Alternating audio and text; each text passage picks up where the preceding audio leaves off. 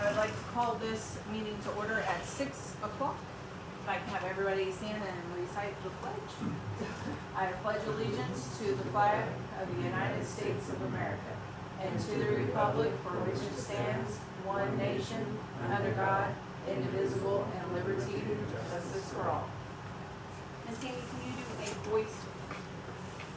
Roll call? Yes, ma'am. Absolutely. Trustee Bass. Present? Trustee Bosker. Here. Trustee Byler. Excuse, sorry. It's all right. Trustee Manning. Excuse. Board Chair Miskowitz. Here. Vice Chair Oldenburg. Here. Trustee Ramsey. Here. We have a quorum. Thank you. Okay. Moving on to item 2, public comments. Do we have any public comment at this time? Moving on to item 3, reports. I don't have anything as board report, so, Mr. Ramsey, did Mr. Havens? Mr. Havens is busy dealing with hay right Okay, now the floor is yours. now. Okay. All right, so a few things first. We had our insurance inspection report. The McLennan Agency completed its annual risk management inspection of the school. Overall, the report was very positive and commended the district for maintaining safe, attractive facilities and for recent improvements to playground equipment, specifically the replacement of swing seats and chains.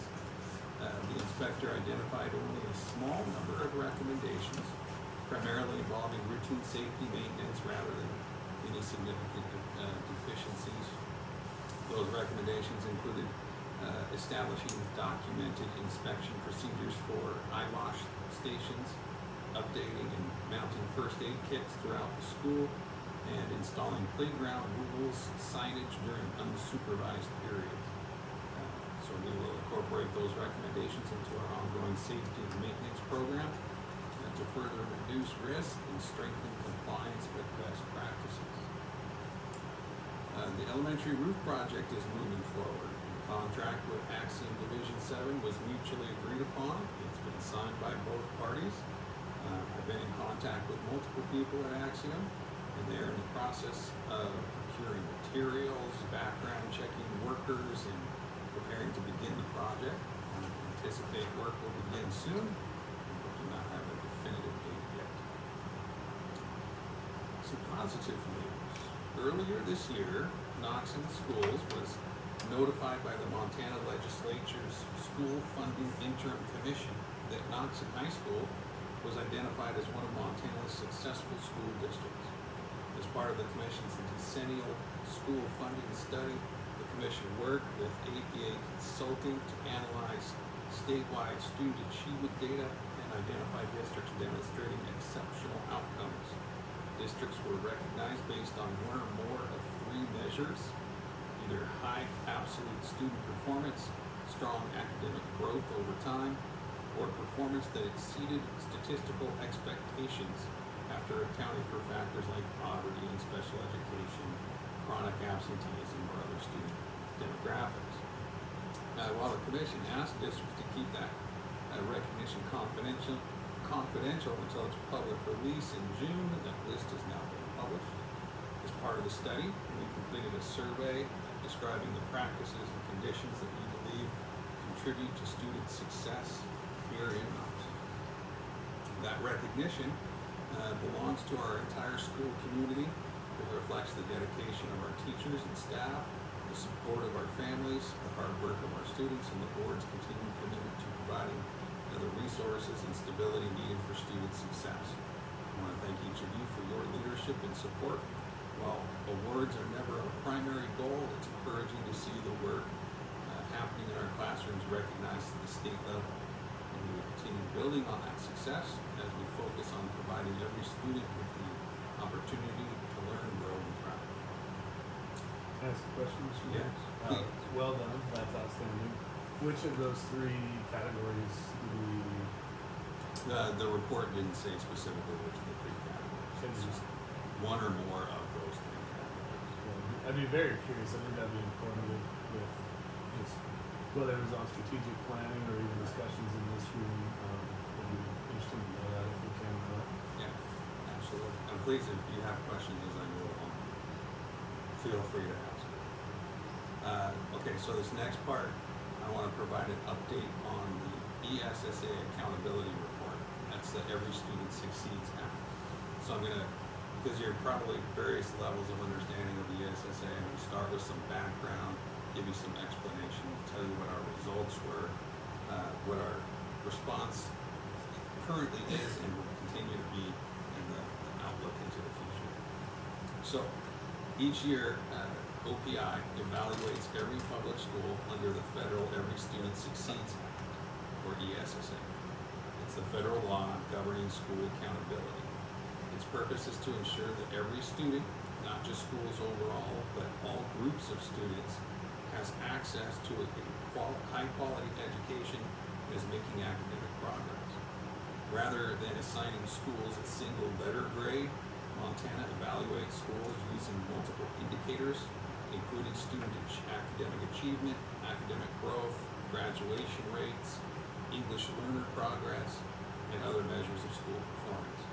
Those indicators are then used to determine the level of support each individual school needs from OPI. It's also important to understand the timing of these reports.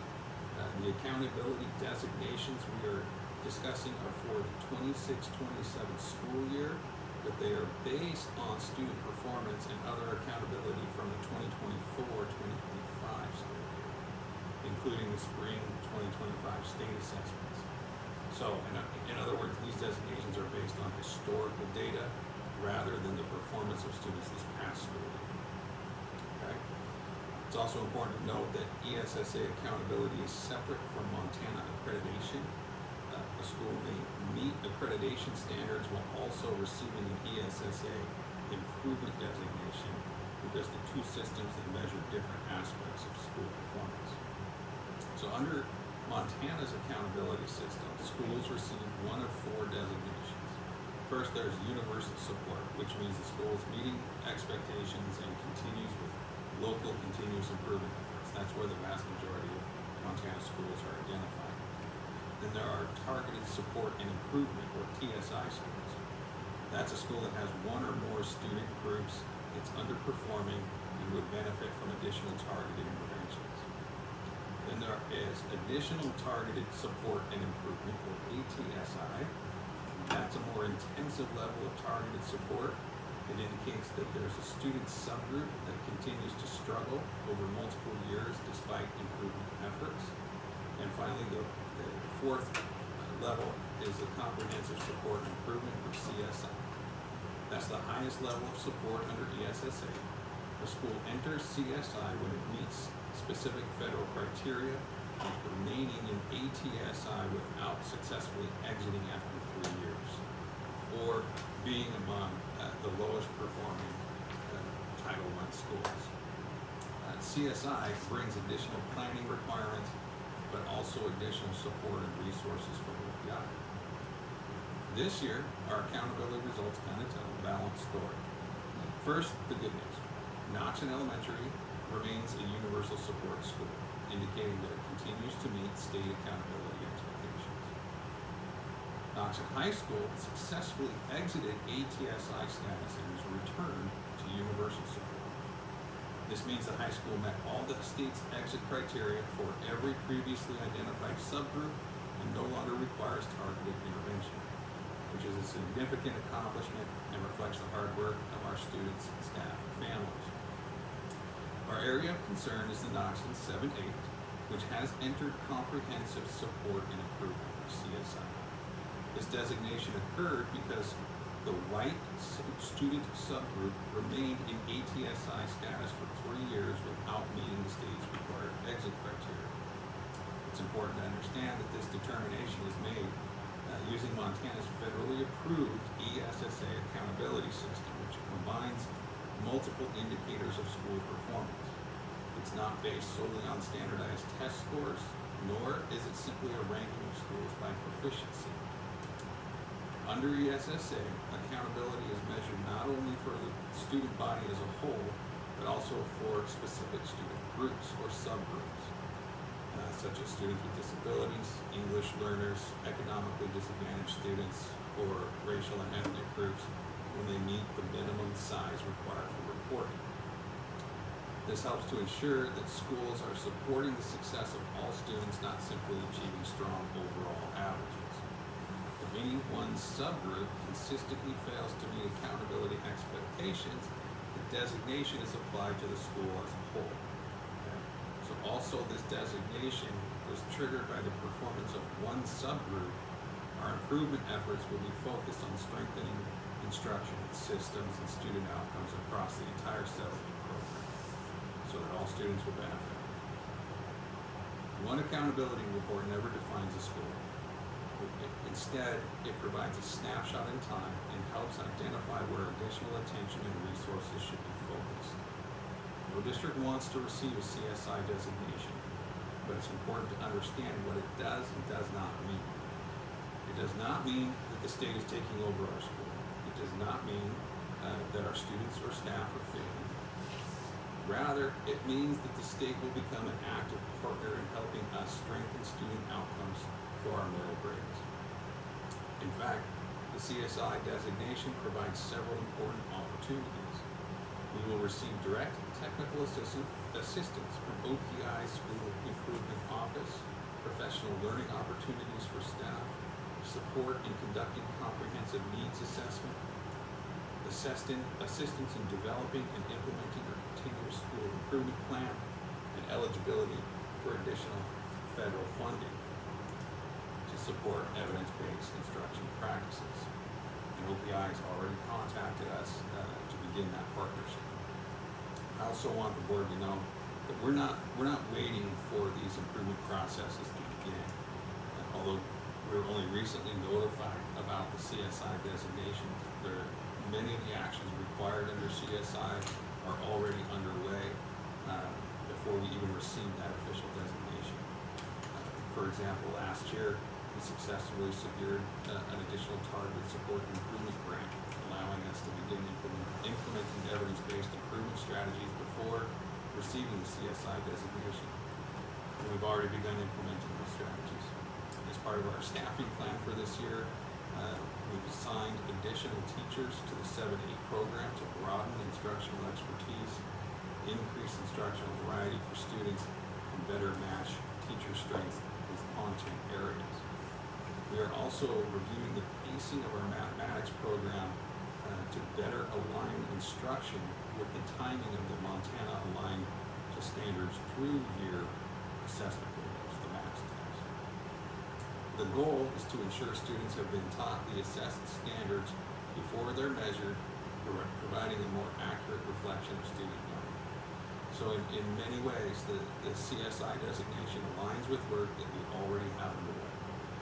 The additional support and expertise available through OPI will strengthen those efforts rather than require us to start from scratch. We will continue refining instruction, using student data to guide decisions and monitor progress as we work toward exiting CSI. The CSI designation is a 3-year designation. Over the next 3 years, we are required to complete a comprehensive needs assessment, update our continuous school improvement plan, implement evidence-based instructional strategies, monitor student progress, and report on our results. In order to exit CSI, the school must first move out of the state's lowest performing Title I schools and then demonstrate sustained improvement through academic growth or successful implementation of its improvement plan. I view this opportunity, I view this as an opportunity to strengthen an area that's already been identified through our own strategic conversation. With the additional expertise, coaching, and resources provided by OPI, that will complement the work that we're already doing through our district improvement efforts, our focus on professional learning communities, and our commitment to improving instruction.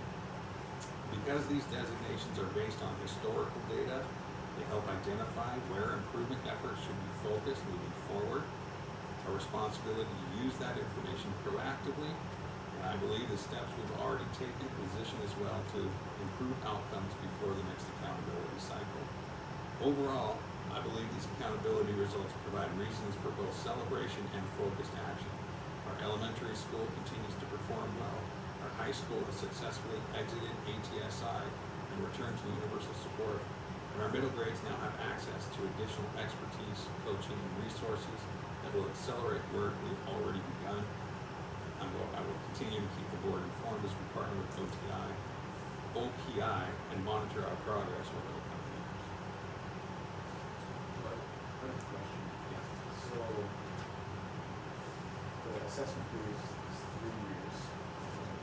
Accountability program is 3 years. So, that snapshot of pretty small number of students. It's Yeah. 3 grades. Right? 2, 7th, 7th and 8th, but 3 cohorts yes. of students. That's, seems like a relatively low number of people to make But you designation. have to remember that the designation is based on the performance of a subgroup, the white subgroup. Right. Which is the divide. Yeah. No, yeah, Right. totally. But it's Even just though a it's a very small subgroup, sample size. It's applied to the schools. Yeah, I was wondering, it was cohort versus cohort. So the acronyms confuse me a bit. Okay. So the high school is not in C. This is, The high school is not in CSI. They were an additional targeted support. so there is the next tier Which is up, so to speak. yeah, so it's the, So the non-mandated Right. state support. And we exited that. we were able to exit that. But this has been year 3 years in a row. 3 years in a row. Yeah. Up With until 7, 2025, so 25, 24, 23 they looked at. And so now we're in the, sorry, one more time, See a comprehensive school improvement. And there was a, It's CSI. they're looking at those 3 years cumulatively, not a snapshot of 24, Correct. 25. Still, that's just small. And it's really interesting how they come up, under ESSA, every state provides the federal Department of Education with their criteria for the accountability report. Montana bases it on academic achievement, academic growth, graduation rate, English language learners, and school quality or student success indicators like chronic absenteeism. So that's the federally approved Montana method of designating. It's funny, that the third criteria you talk about for the achievement level from the state completely runs kind of, is that, takes into account all the challenges. So it's just kind of interesting. And do you think absenteeism plays into that I do. substantially? When students aren't in school, it's difficult for them to learn. So this is a 3-year snapshot, and we're talking about middle school, Yes, but 3 years ago they weren't in middle school. correct. So, and even if our middle school was the targeted area, those 3 kids are now, or those 3, 5, or whatever is in high school. So now Yeah. are we going to get the help in high school to help the middle school that was in the targeted? Fortunately, I think that's one of the benefits of being a K-12 school is because we're gonna get those supports from OPI. And it's not like they're gonna say you can only use these Okay, yeah, instructional that's what strategies I'm in 7th and 8th. You can apply those instructional strategies in You can pull that completely. Any other questions on it? So I just wanted to make sure that we're gonna help the kids that were in the targeted area to begin with. Yes, the focus will be on those students on the designation to get out of CSI in grade 7 and 8. Right. While still applying those supports to those actual students that, And because they take a 3-year snapshot, we need to apply those in middle school too, because they will be now in middle school when we Yeah. end our snapshot. it feels a little bit like you're chasing your tail Yeah. a little bit. But it does provide that opportunity to apply those supports from OPI across the board. And there's no punitive. No, there's not a police. It's, Or it's, like I probationary. said, the state is not coming and taking over grade 7 and 8, but they are gonna provide, supports, and there are some requirements to go through. It's the, CNA, the Comprehensive Needs Assessment, School Improvement Plan, all of those things, those are things that we'll partner with OPI to. And we get that. And they have, so I believe it's on OPI, we can look at the report card. Yeah. I pull up the page here and you put in the school, and I looked at this last year. And I went through and looked at the other schools, Troy, Libby, just to kind of get an idea, and it's really not as uncommon. as you No, think. it only takes one other school doing better than we do to make us go to the target. That's one of the bad things. I think all this, in the end, to bring up the strategic plan again, I think understanding these and the why, really good to bring back to, including the award. That's where we started going with some of the strategic planning discussions, I think it's all very relevant. And I do like your, the positive outlook on the benefits of, it's not like doom and gloom. So, moving on, a school culture initiative we're bringing to the school this year. One of my ongoing goals is to strengthen our school's positive culture and build on the successes that we began last year. While academics will always remain our primary mission, we know that students learn best when they feel safe, connected, included, and valued. Building those relationships is an important part of creating schools where students can thrive.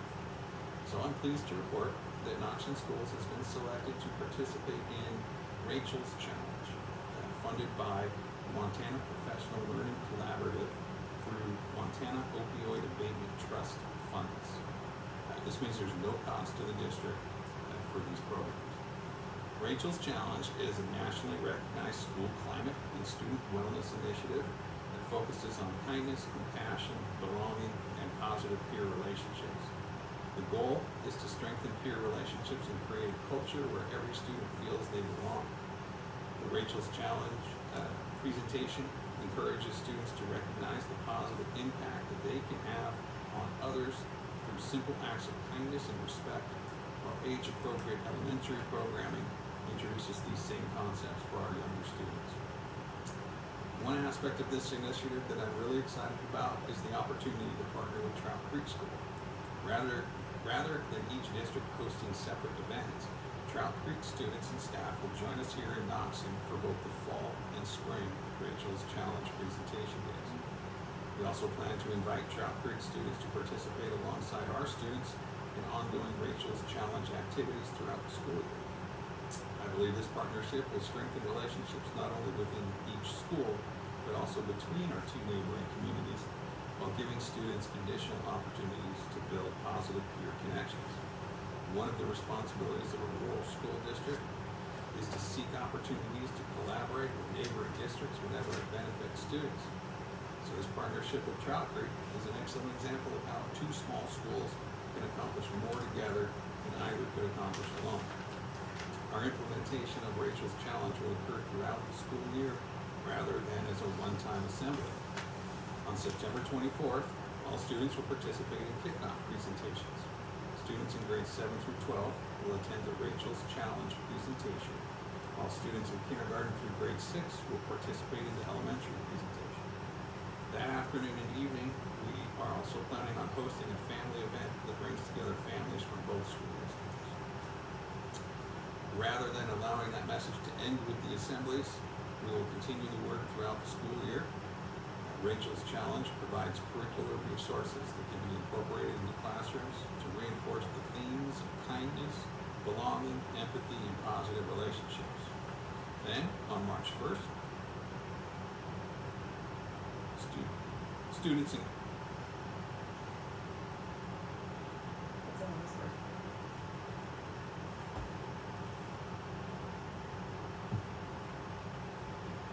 Then on March 1st, students in grades 5 through 12.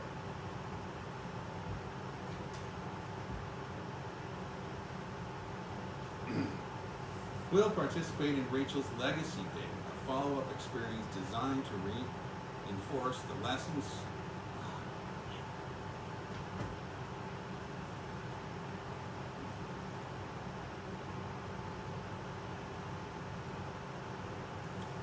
Okay, so we make it up. From the fall presentation.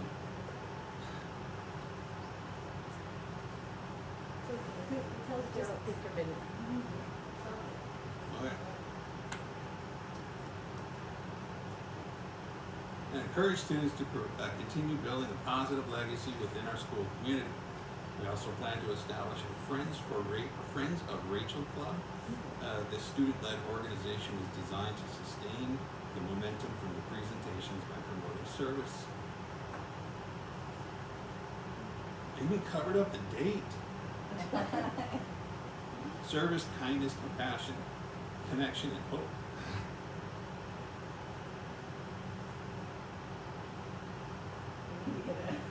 It's ridiculous. No, it's okay. No, Hope throughout the school year. So, Yeah, we're okay with it. a lot of you are familiar, most of you are familiar with the Hope Squad program that we've operated over the past several years. And while the funding that supported Hope Squad has ended, the Friends of Rachel Club will build upon many of the same strengths by empowering students to take an active leadership role in creating a welcoming and supportive school culture.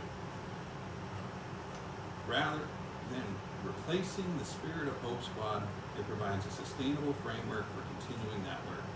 So I believe Rachel's challenge complements many of the priorities we have already identified as a district. It aligns well with our work to strengthen school culture, improve student belonging,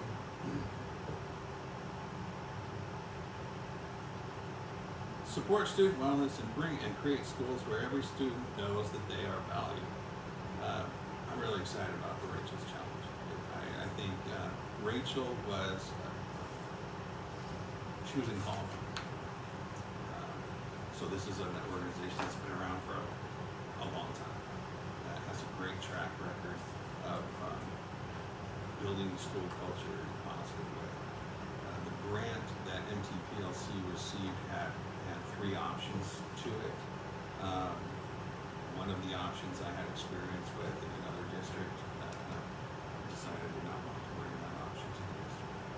But the Rachel's Challenge is really focused on positive relationships, kindness, empathy, and building students with strong characters. The plan is to establish that Friends of Rachel Club. It's basically going to be the next iteration, the next level up of Hope Squad, and we're going to continue the process throughout the school. Do we know how they will form that club? And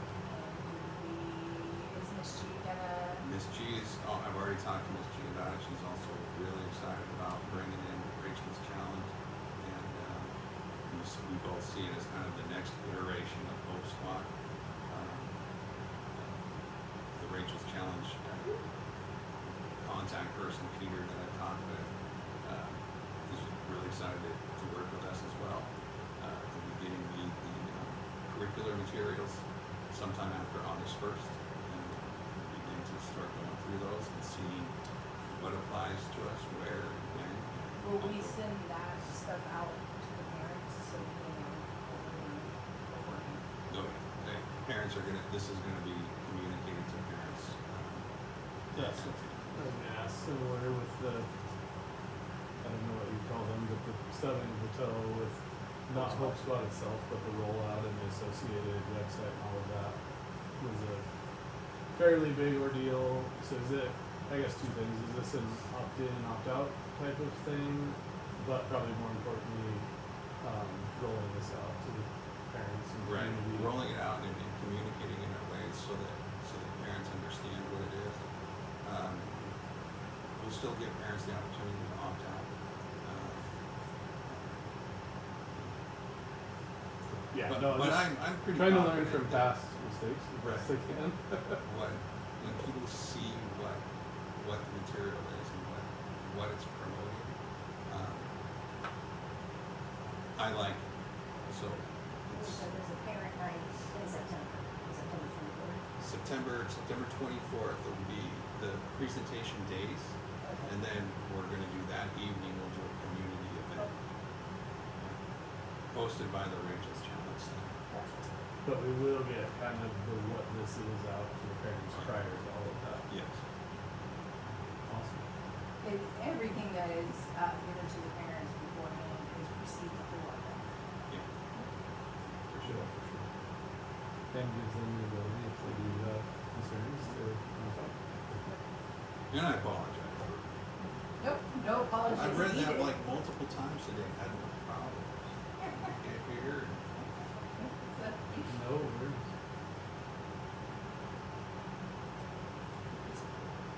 Sounds awesome, man. I have more. Was that everything, Mr. Ramsey? That is my report. Okay, moving on to item 4, a consent agenda. Let's see. 2, 3. Would you guys like to do A through D together? Yes. Okay, can I get a motion for consent agenda A through D? Motion to approve agenda item 4A through D. Second? Public comment? Okay, board discussion? I only have one question on the student activities and maybe you can answer that. So, we have a uniform, money. Is junior high included in that for uniforms? That was the money they raised with their fundraiser Mhm. this past spring. So it's just high school? Cause I thought it That was would be a school question wide. for Mr. Okay. Evans. I was gonna ask you, but hay season is Yes, here, so. yes. Okay, I'll email it.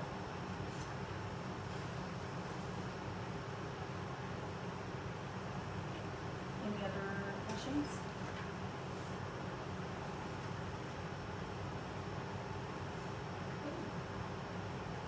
I think can we do a vote, please, a roll call vote? Absolutely. Trustee Bass? Aye. Trustee Foster? Yes. Board Chair Miskowitz? Yes. Vice Chair Oldenburg? Aye. Trustee Ramsey? Aye. Motion carries. Item 4E, can I get a motion to approve elementary's EOY June 30 claims and July claims and payroll warrants? Can I get a motion to approve EOY June claims and July claims and payroll warrants? Second. Public comment? Or discussion? Ms. Danny? Trustee Bass? Aye. Trustee Foster? Yes. Vice Chair Oldenburg? Aye. Trustees abstaining, motion carries. Item 5A, discussion regarding the superintendent evaluation process and development of 26-27 superintendent goals. Can I get a motion? No motion. Oh, yeah, sorry. I guess I read it twice, discussion. But, yeah. Hey, Mr. Ramsey, the floor is yours. Okay, so, this is going to be a discussion on strengthening the superintendent evaluation process through ongoing communication and board priorities. I don't want, we're not gonna discuss the evaluation itself, but the process we use throughout the year. I'm not asking the board to approve any changes, so there's no vote here. My hope is simply to introduce some ideas, get your feedback, and begin a conversation. So based on our discussion tonight, I'll return in August with a proposed set of superintendent goals for your consideration. As I've reflected on my first year as superintendent, I've also considered how we evaluate the superintendent's work. Historically, our district's evaluation has consisted primarily of an annual trustee questionnaire completed around January. That process has provided an opportunity for trustees to offer valuable feedback, and that feedback is appreciated each time you devote time to that responsibility. And as I've continued learning more about Montana's guidance for superintendent evaluation, considered what would work well in a one administrator district like ours, I believe that we have an opportunity to strengthen that process, not by making it more complicated, but by making it more useful. Rather than having a single evaluative conversation in January, I believe our evaluation process can become an ongoing dialogue centered on the work the board considers most important. So Montana has a philosophy of evaluation for all levels of those in education. They call it the Montana Educator Performance Appraisal System, the Montana EPAS. They're full of acronyms. Okay? There's an EPAS for teacher evaluations. There's an EPAS for principal evaluations, and there's an EPAS for superintendent evaluations. Okay? One of the themes that goes through each one of those guides is that evaluation is intended to support professional growth, continuous improvement, and quality assurance, rather than simply serving as an annual rating exercise. The guide distinguishes between formative conversations that occur throughout the year and the annual summative evaluation. The purpose of those ongoing discussions is not to repeatedly evaluate the superintendent, but to support communication, clarify priorities, and provide context for the annual evaluation. That philosophy is consistent across all Montana's educator performance systems, whether it's teachers, principals, or superintendents. The emphasis is on continuous professional growth rather than a single annual event. I believe that philosophy fits our district well. Our own board policy also points us in this direction. Its policy 6110 states that the superintendent shall receive an annual evaluation based on standards and objectives jointly developed by the board and the superintendent, consistent with the district's mission and goals. The policy also provides that the evaluation should assist the superintendent in improving professional performance while providing accountability to the board. Those standards and objectives are to be reviewed annually. And there's an opportunity to build on that policy. So the January evaluation serves an important purpose by providing the board with an annual opportunity to reflect on the performance of the superintendent and fulfill its governance responsibilities. However, when an evaluation is based primarily on one annual questionnaire, several challenges naturally arise. First, it asks trustees to evaluate an entire year's worth of work from memory. Second, there may be few opportunities during the year to discuss expectations, clarify priorities, or provide feedback while there's still time to adjust. And third, if the board and superintendent haven't discussed progress throughout the year, the evaluation can become more of a retrospective than a personal growth conversation. I think we can improve those areas without creating significantly more work for anybody. So what I am proposing is not a new evaluation instrument. I'm not proposing a new rating system. I'm not proposing additional paperwork.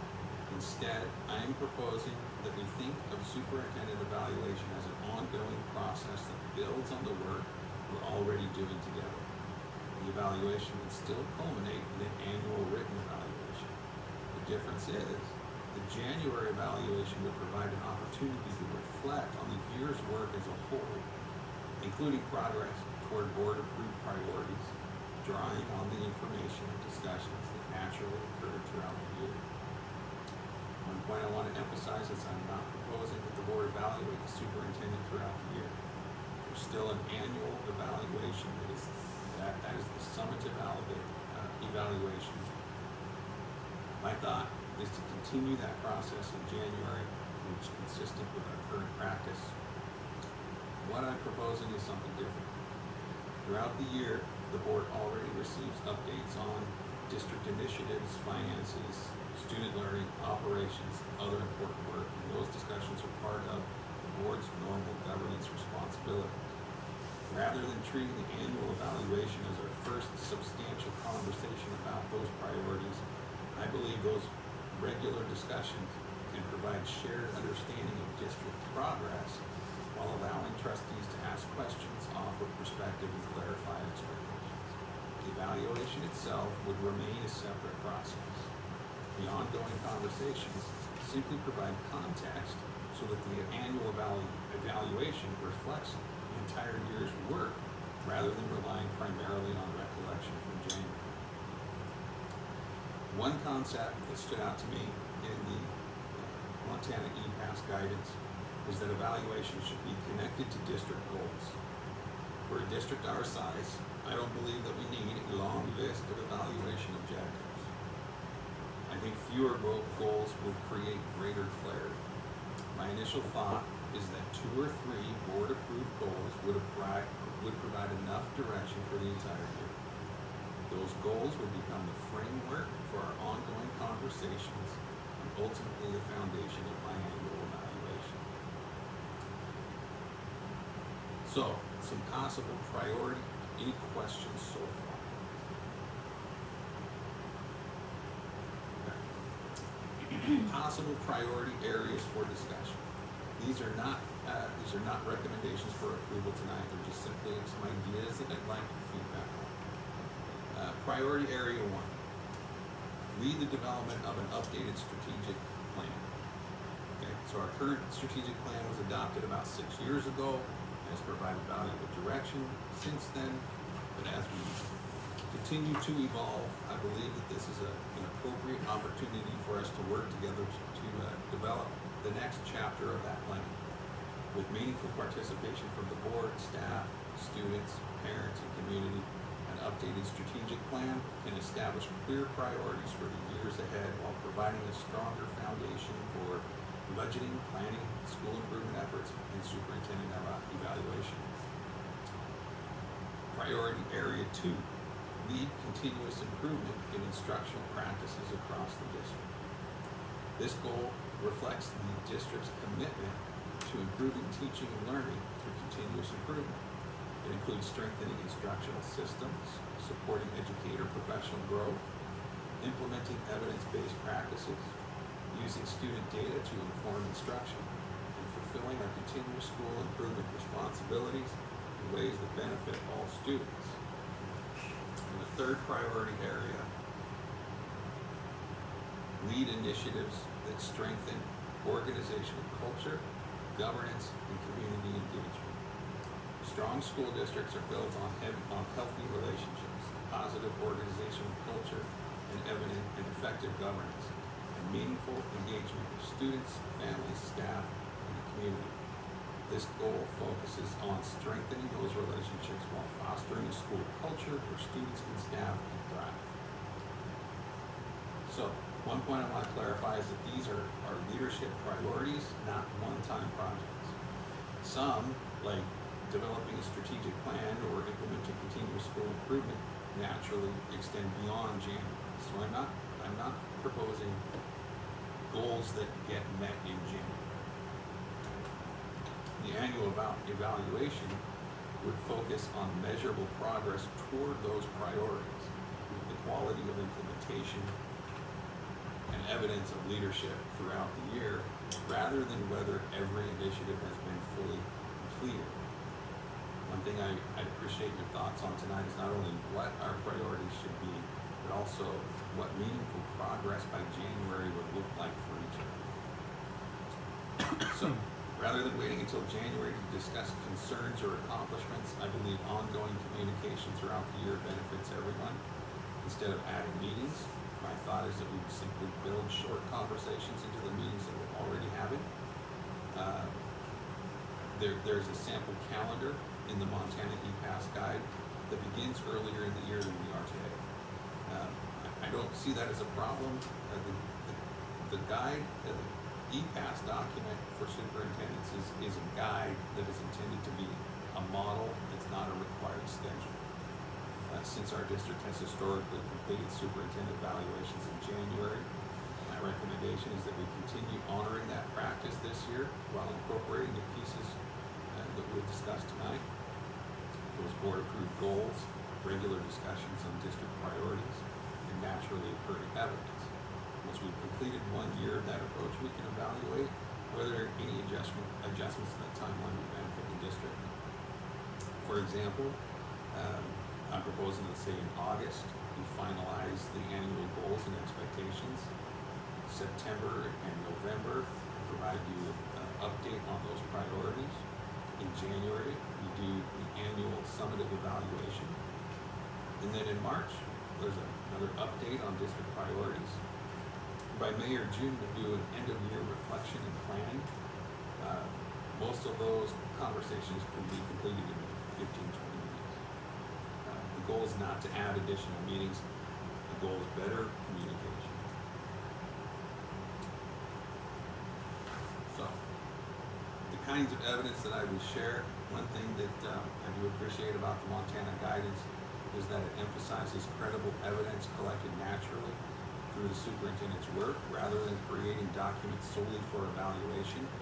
Some examples of evidence might be board reports, strategic planning work, school improvement efforts, accreditation activities, professional development, major district initiatives. These are things that I already prepare as part of my responsibilities. The evaluation process would simply organize those conversations around work that's already occurring. So, what I'm not proposing is I'm not proposing something that's intended to increase the board's workload. It's not intended to create additional paperwork, and it's not intended to formalize every interaction. It's not intended to make the evaluation process more complicated. Instead, I hope it makes the evaluation process easier because January will simply summarize the work and conversations that we've already shared. Ultimately, the superintendent evaluation is about more than evaluating one employee. It's one way the board communicates its priorities for the district. When expectations are clear, progress is discussed regularly, and goals remain visible throughout the year, everyone benefits.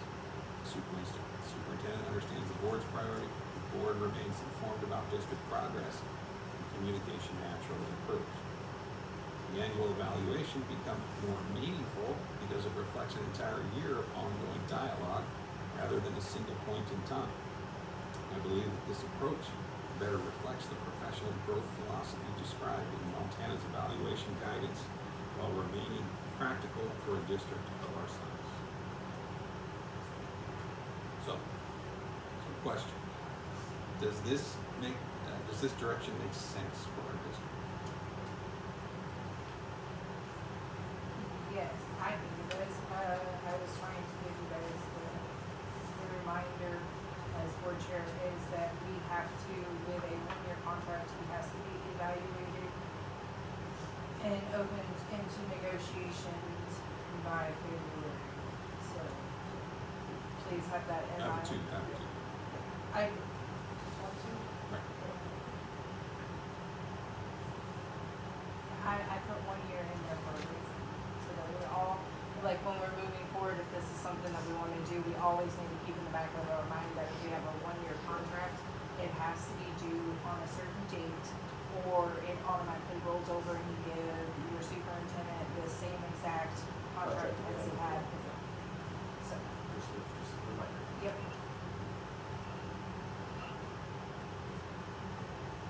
It sounds great. Would you be willing to share with us the ask so that we can digest it and we can talk about it in August too? Yes. My hope is that we're able to It all sounds great. establish actual goals. Yeah. But just in preparation of that, some of what you just shared with us. Yes. Yeah, I was planning on sending it to you within the next 2 days. So, tonight you want us to open discuss kind of basically what different goals? What are the priority areas? Okay, so like the first priority area I brought up is around strategic leadership, right? Leading the development of an updated strategic plan. Okay. And I would provide the board with all of the various pieces of evidence toward that, right? Priority area 2 is about instructional leadership. Okay, so leading continuous improvement in instructional practices across the whole district. Okay, I have a question on that one. How can we judge that one when we have 1510 in place and we cannot have communication with staff members? Correct. Without it going through you. So that Right. kind of defeats the. So it's not point about of what that. it's not about what the staff members do, it's about my leadership toward them. I- Right. So types of evidence that I could provide for that would be like completing the comprehensive needs assessment for CSI, participating in the OPI technical assistance, and all of which can be included in board reports and provide you documentation for those things. Aligning our curriculum pacing with the MAST assessment. Meaning that as students are going through You're instructing the our instruction, right, teachers the we're right way. aligning, yes, it's about, so the evidence toward you is about the leadership toward that Okay, as a system. okay. The one thing I don't love about that is, at the end of the day, outcomes are what we're here for, and the evidence-based stuff doesn't necessarily bring outcomes into the equation, if that makes sense. Say, yeah, right here. At the end of the day, you could be doing a lot of things that look good on paper, but aren't producing the results that the district intends to have. Right. And so, and by the way, I meant to speak up earlier, but I didn't want to say to other people, because there's a lot to love about this. And so first of all, thank you, because this is long overdue. Was never satisfied with the way this process was done in the past. Really appreciate you bringing it up. I think they're all great ideas. I think it would be good to talk through them. The one thing to note is that we already have an active committee for strategic plan. We're just on Yeah. pause at the moment, Yeah. which was intentional. Just that there's too much to accomplish, and so we needed to pause that process.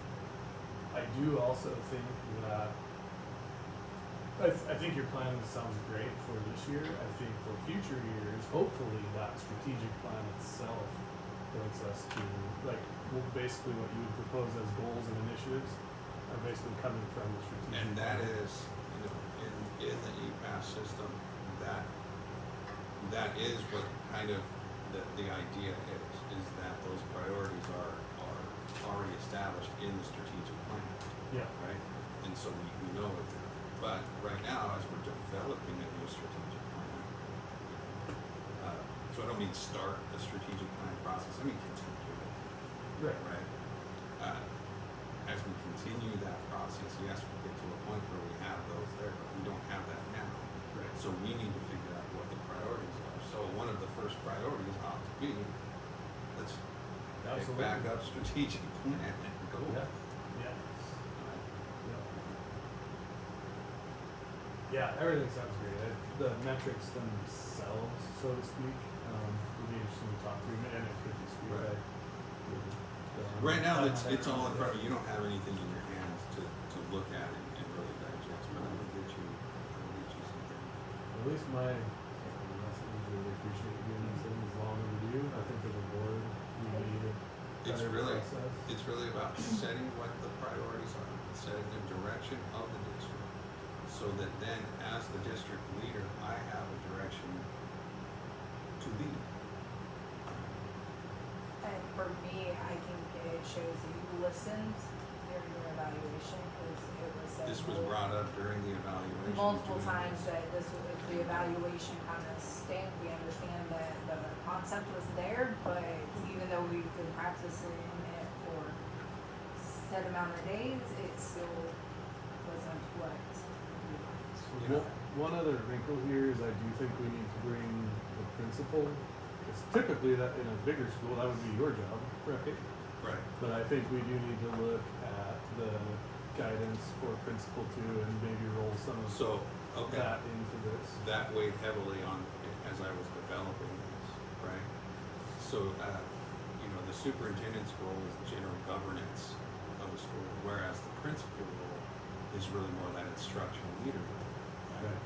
which is why I included as priority 3, lead initiatives that strengthen organizational culture, governance, and community engagement, which, well, that's organizational leadership. Priority 2 is instruction leadership. Right? So through that priority, the board would be able to, we adopt that priority as a goal, then you are evaluating the full 1.0. You're not evaluating just half of what you contracted. Right. And that way, then it will show us if he needs some more support on it, administration. Yeah, and then, say you talked about, which I love, this all culminates in the approval and things have been discussed, and things have been more proactive, there's all of that. Would we document, so let's say quarterly, it's on the board agenda to check in on, or to have these types of discussions or whatever the frequency. Would we document that some way? Cause that's what I think at the end of the year, when we sit down to do the review, would be very helpful if that, Yeah. if we captured that in notes or something. Yeah, those evidence artifacts would all be included, and I can see it being a system maybe where there's a shared folder that I put those artifacts. A working into. document that we remember using. And that mirrors very closely even the teacher evaluation guide.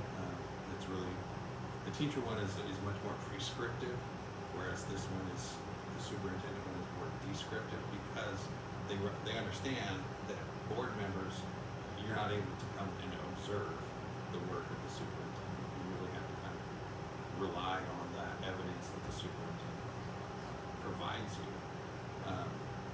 But all 3 levels of this provide an evidence collection mechanism, right? Whether it's the teacher, the principal, or the superintendent one, they all 3 provide an evidence collection mechanism. What's funny is I was reading through these, when I got my master's in education administration in 2004, I wrote my thesis on teacher evaluation systems. And when you write a thesis, it's not just a report. You're doing a research project. You're coming up with original work. And my master's thesis really aligns with the Montana EMS system. Oh, cool. Maybe we got an AI use case, we can have it transcribe the discussions on the. Say it again? Well, whenever we talk about this at our normal meetings, we got AI pull out the key points Well, for us. or maybe you could just take notes and on that part have a more thorough document for the agenda and then, or the meeting minutes on that section. Yep.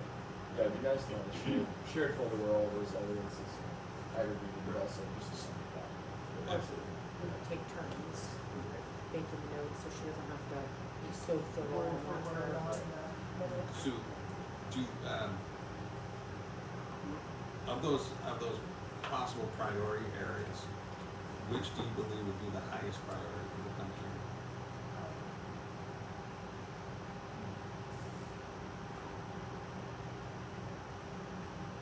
Well, that's a loaded question. Obviously, doing right by the students is always priority number 1, right? But I think in the interest of that in the long term, getting the strategic plan done, getting the things that we all believe in there, so that you have that as a playbook and so that we all have that as a point of reference. That everybody be on the same page for the working in the strategic plan. Because the community has access to it, they have buy-in for it, the kids get buy-in for it, staff has buy-in for it, the board has buy-in for it, so. Are there any other priority areas you think should be the focus? Community relationships, but I think you touched on that one, number 30. That's number 2. Yeah, that's the one I like, the That was lead. mine. Cause I think that once we get community, once we continue on improving community, And the healthy relationships, I think it's really important with the school we'll culture. we'll notice that in in the hallways. I don't know if the parent was one of the other. No, I mean, that's just the only thing that stands out to me as something that I know that long-term will be very beneficial. Attendance. Improve attendance by 50%. If the culture Okay, is, so That's one of the what I- things that, if the culture is one of the really things that good, we can wanna- get them out of bed. There you go. That's very true. you know, we can do this by this percent. Except Right. Susan. Right, that's, we want those goals to be within, the confines of what the superintendent can control. Yes, yeah, the Does that goals make for sense? you, yeah, which Yeah. would be different maybe than what's in the strategic plan. Right. But what's in reasonable control, absolutely, it should be what we're focused on. So what I'll do is I'll articulate kind of this into an email for you guys to look at and digest. And come back in August with three goals. And then we'll have a little discussion. We'll have a on discussion here that about we- what those goals would be. We'll do a motion to approve those goals, so that they are the district priorities for the school. And another thing for the board to note is if we really like how this works out this year, we can amend policy 6110. and add that we continue on this type of evaluation for further going on throughout the years of nonsense. So we can add an amendment.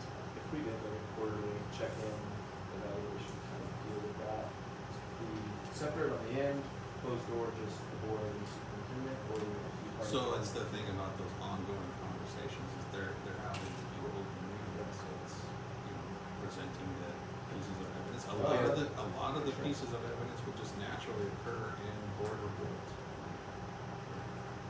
But the formal discussion elements would still be. If he does not waive his right to privacy on the That portion, evaluation. that's the part, you're talking about the portion that takes place in January. Well, yes, but as it takes place more informally throughout the year, that would just. Okay, so one of the things that we wanna be, I need to be clear about is I'm not talking about, we're not doing an evaluation quarter, Right. right? There's one Evaluation, Some formal of it in evaluation, January. yes. Everything else is the periodic formative discussions Sure. that we would have. Basically open up the discussions to make sure the school's on the right path to hit Right. three goals. But yeah, So cause you- sorry, oh. go ahead, Pat. And so you know, if we're feeling like something isn't going Exactly. correctly before your evaluation, we can communicate with you, like, hey, Oh, you yeah. know, this Totally. like, take for instance, how I just said to Eric that, I think the kids will get out of bed and not pretend they're sick if the culture is a little better. If they're stressed out about maybe they've battled with a teacher or another student, I've had my kids play sick and then once 9 o'clock comes, it's like, you're perfectly fine. Or a parent's battling with a teacher and the mom's just like, you can sleep in today because we're not dealing with this. That too. So I think that we can let him know, hey, it's not going so well. And then I guess that would maybe be a fine line how we would discuss it. But we would just let you know about anything or any ideas. So I kinda like it. Yeah, I guess I think I just want to go through the first one. So, Obviously, I will send you definitely, what I'm proposing.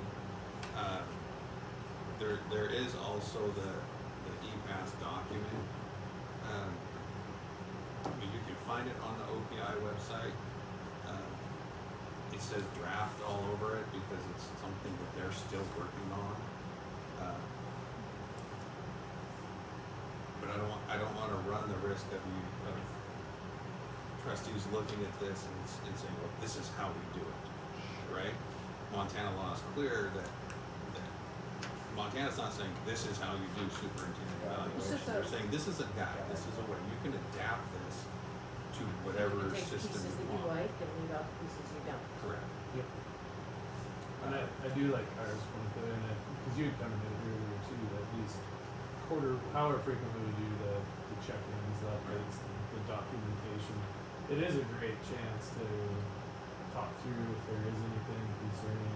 That's one thing I didn't like in the past is you get to that end of the year review, some people might, the board is gonna feel differently about different people and Right. different elements, and so I think it's healthy to talk through and give you the opportunity to understand different perspectives as opposed to getting hit hard with it once a year. And then that's what we want to do. we have those ongoing conversations. We get to January, there shouldn't be any surprises. Yeah, if it works right, you should not be surprised by And anything. it doesn't necessitate a 40-question survey. A lot of the questions, I just feel like were redundant and This is the board approved priority. Has the superintendent been making progress toward? I'll be curious to see some type of assessment might still be beneficial. Some type of what? Assessment at the end of the year might be. That's one of the things that we'll talk about is coming up together collaboratively with what that evaluation instrument is. Because that would be a place, because the evaluation this past year, there was also a component of that staff. Right? Correct. So like that component. In Yeah, some capacity. and you know, as Amber brought up, policy restricts What we trustees, can, what yeah. you can do.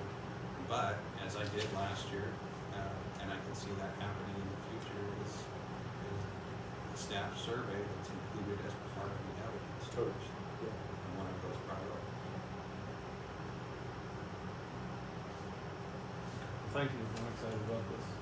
yeah. It'll be great. I will get you something in writing by the end of It was reality check. That's what we saw, just looking at it when you kept saying August. I was like, why don't we talk about it next month? It kind of sucks that we. because when you look at the calendar for this conversation for following their guidance happens in March, April, May.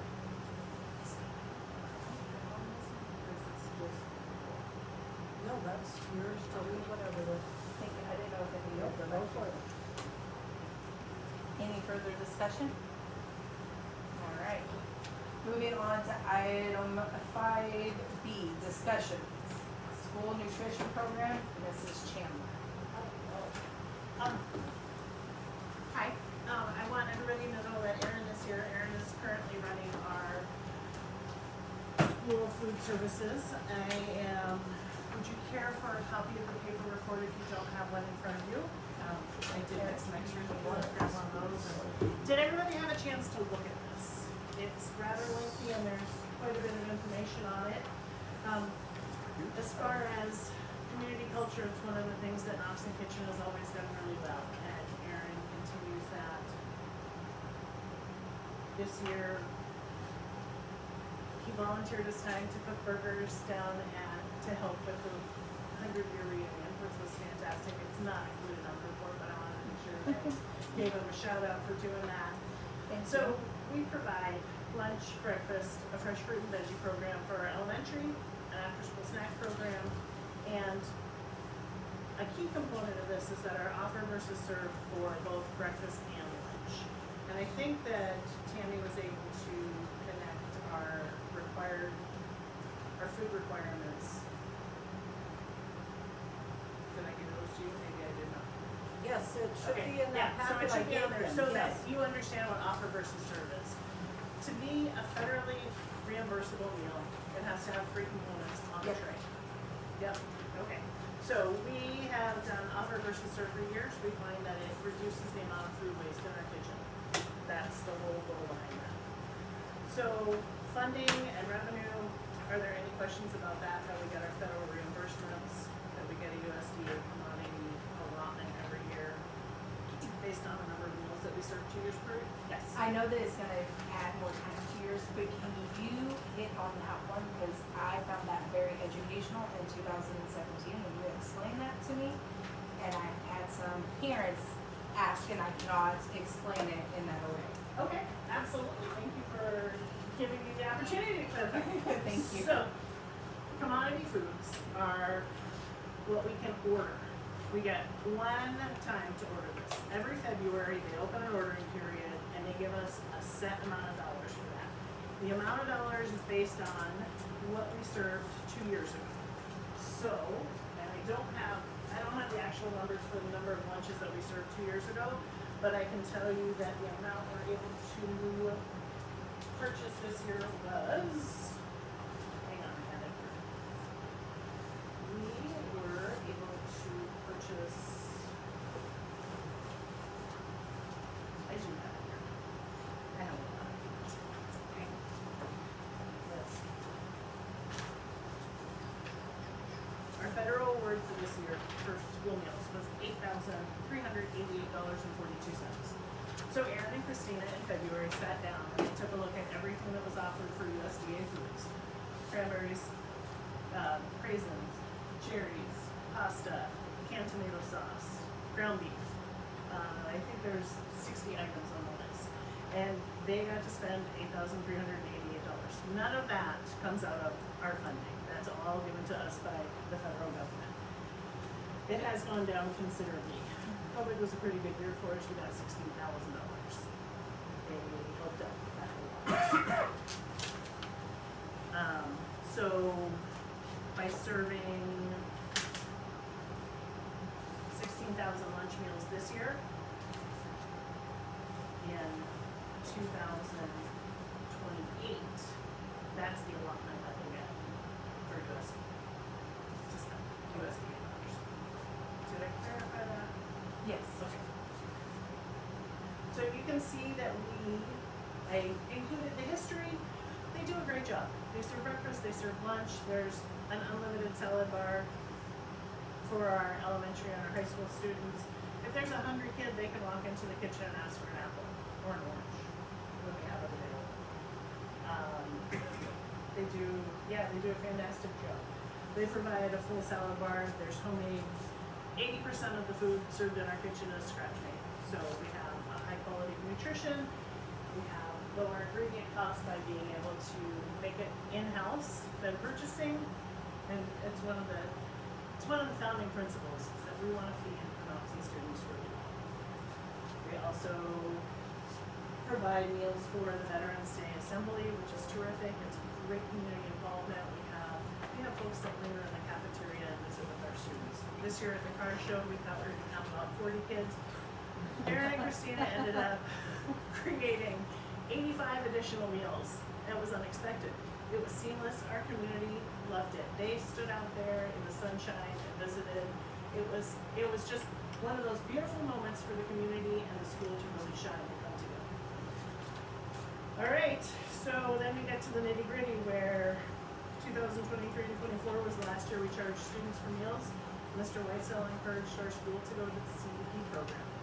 The benefit for CEP is that, and that stands for Community Eligibility Provision, and it is for low-income communities. Can you remind me, the FRAM acronyms, free, Reduced application for meals. Yeah. So that's the difference between the CEP and the FRAM. And school nutrition loves acronyms almost more than the art does. So what I did is I put together a comparison of our CEP reimbursements and what we could have potentially been reimbursed under free and reduced by asking families to fill out applications.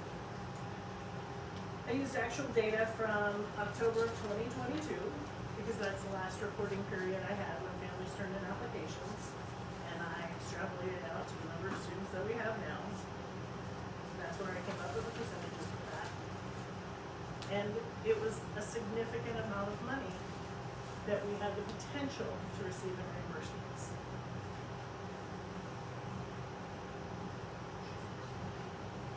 Can I ask you a question? Absolutely. CEP,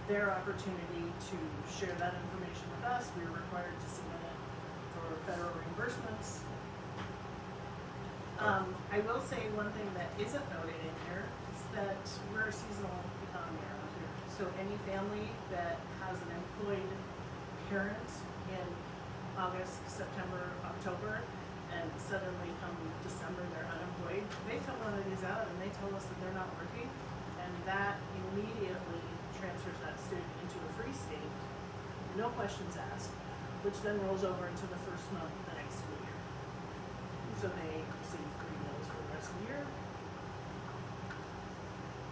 And any family here, on enrollment day, if they have any questions on filling that out, Miss Louise and Brenda, when she worked here, they used to answer questions And in person.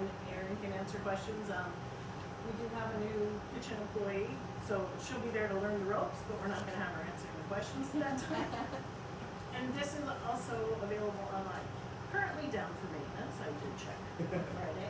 But, I mean, you can just go to the website and a couple of clicks and it's submitted for you.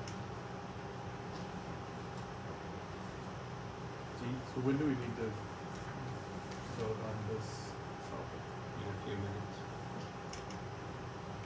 Yeah, I'm here to provide information. Oh, So yeah. are there any other questions? Do you have any other? Do you anticipate pushback, people not wanting to fill that out, or we to go to a friend on it? There has been a history of Okay. families being resistant on submitting the paper, Because of the potential for audit, or what is the, for whatever reason they may have. there's not like one to opposition? No. And, you know, it's, Do, it Miss can be Louise, significant. I have a big question, because it is on our agenda tonight, and you've dealt with our community for longer than I have. Would it be beneficiary, as you knowing how our community reacts, to do one more year and give them a heads up that we might change it next year? The more notice we can give our families and our communities, the better off they are. Absolutely. And to be perfectly honest, it is, I mean, even with the small amount that we are charging for a second serving of an entree, we've incurred significant debt over the year. Through students that are no longer enrolled here or families have left the area, or they've gone to homeschooling, our Angel account cleaned up almost $1,000 worth of accounts. The students that we know are coming back this year, we still have $800 in unpaid lunch debt that carried over from this year that will start for next year. Just 4 seconds. And that's just for seconds, or parents that came in to eat and didn't pay and said, oh, I'll get that. So we've been sending out, they get those monthly sometimes, yeah. So we're not in the collections business, and that is one of the hardest parts. We don't ever not serve children. We do encourage seconds through the salad bar, because it doesn't cost their families anything additional. We have some really great eaters here that love a salad bar, and I'm very happy to have that. But then we have some students that just want a hamburger and french fries, or they just want their pizza. We do provide a microwave in the cafeteria, so they can bring meals home and keep them up. We really do try and put our kids first in what we're feeding them and providing for them.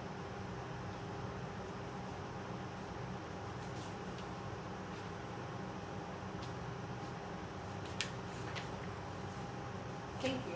Yes, it is significant and it is a decision. And it's not an easy one. When is the deadline to do CEP? Is it now, or could we potentially table this for CEP later on the agenda? The deadline for approving CEP, I don't know. We applied for CEP in April and we're told that, Qualify or don't. qualify sometime in May. Okay. We can dump CEP almost at any time before the I, state. just because I know it's on the agenda, we haven't discussed it openly on that said item, just if we had a deadline. Right, no, we don't have a deadline. Okay.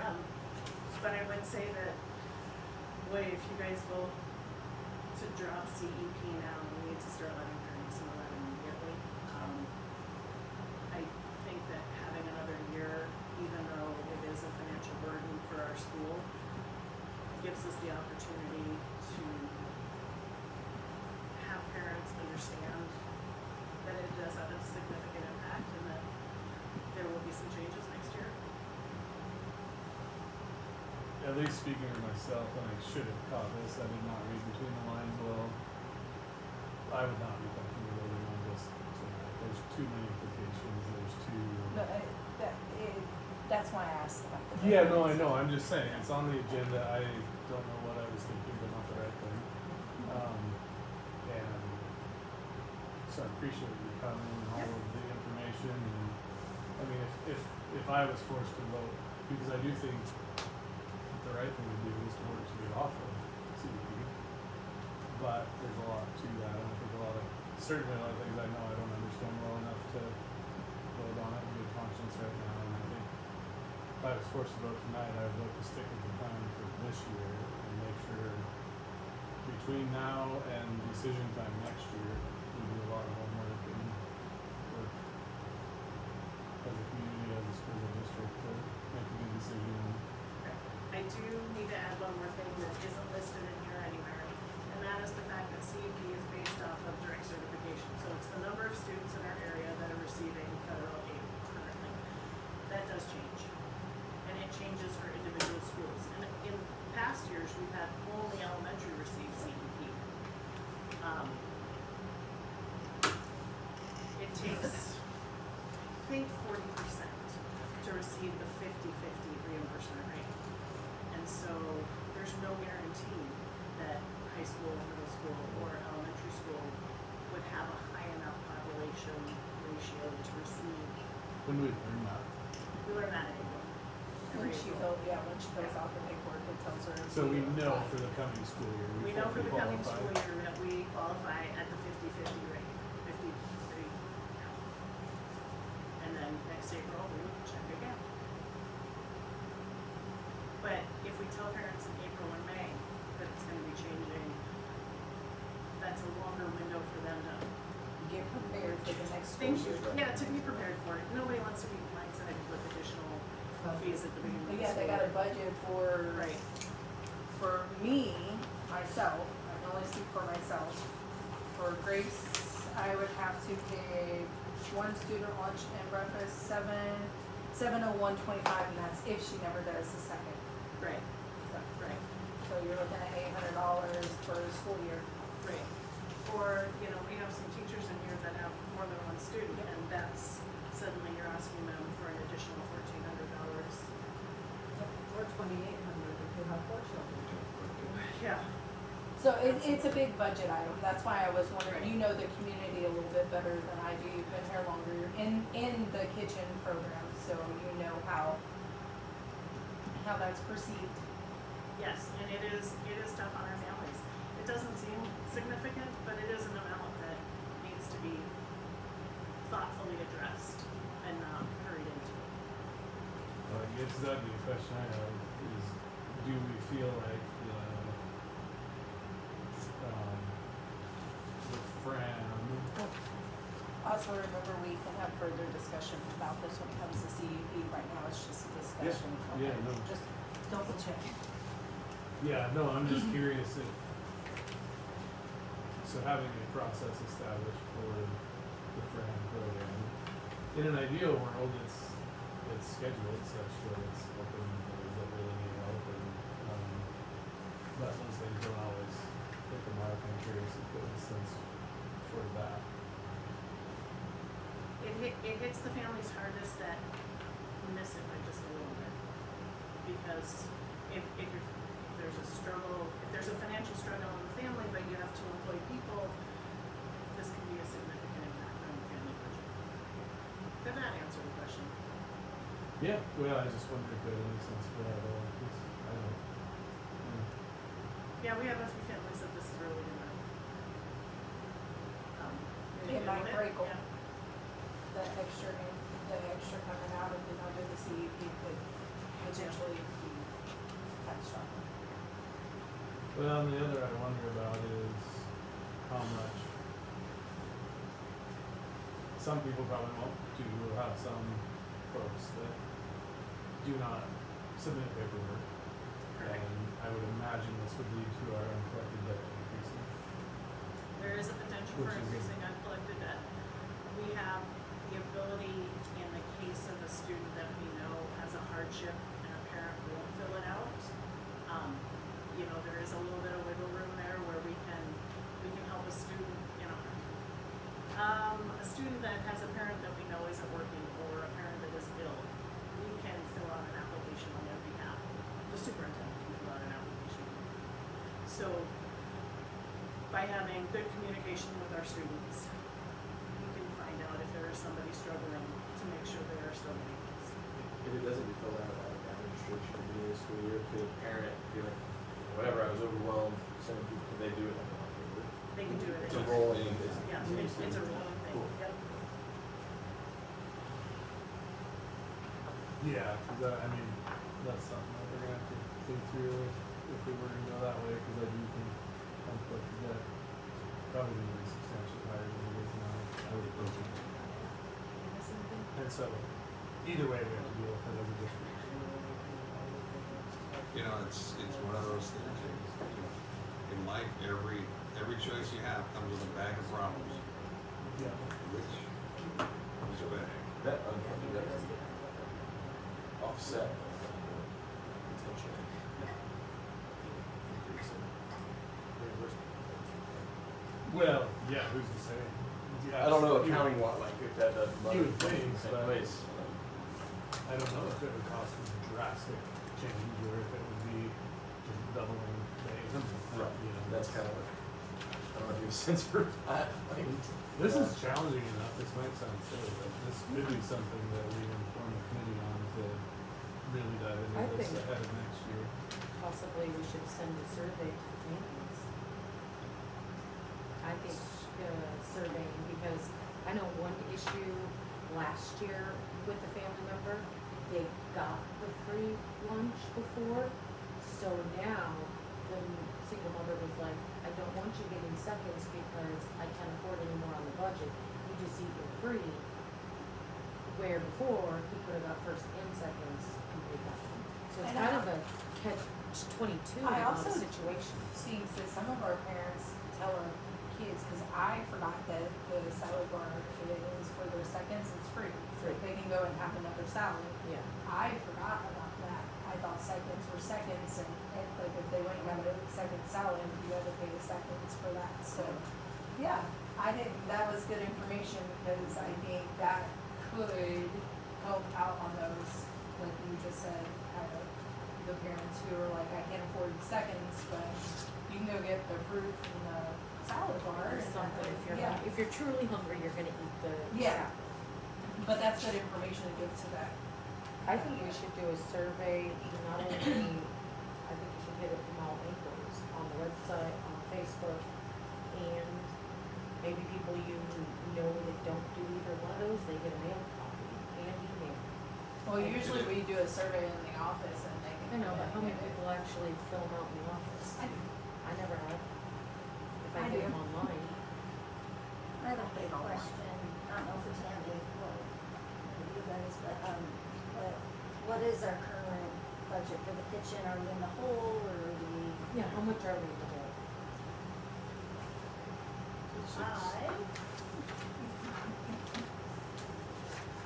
I do have those numbers It's right here. 64. So our expenses for the kitchen for the past year was $132,000. Our reimbursement for the year has been $78,000. That includes federal reimbursement, adult meals, second payments.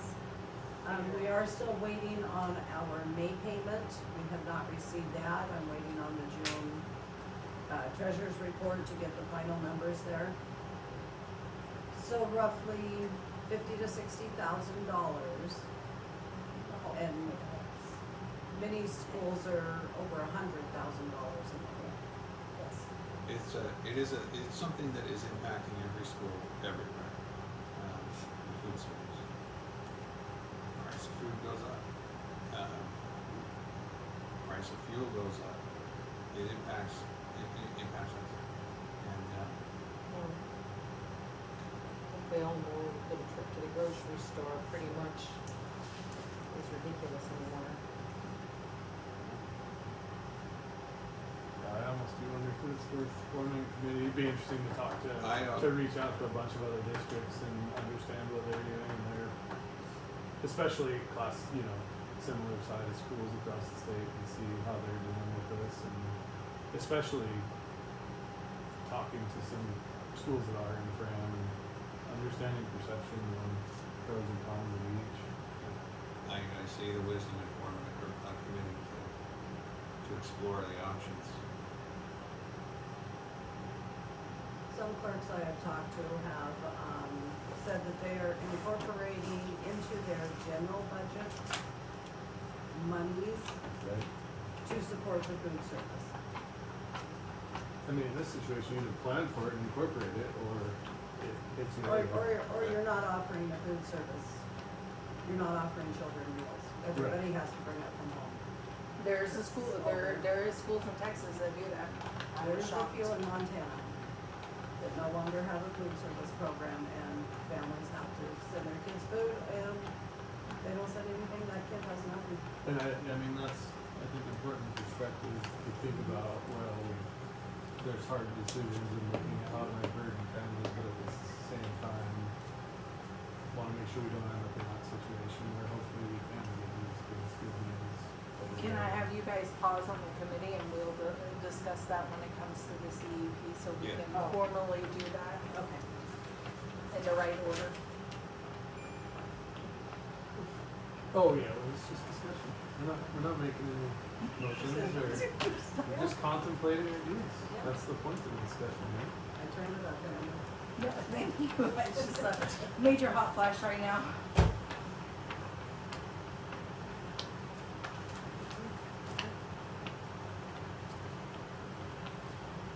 Any further questions for Ms. Louise or Mr. Aaron? Thank you guys for being here. Putting this together. Okay. Thank you, guys. Moving on to item 6, old business. Consider approval of required policy updates from Kelleville Law 2410. Can I get a motion?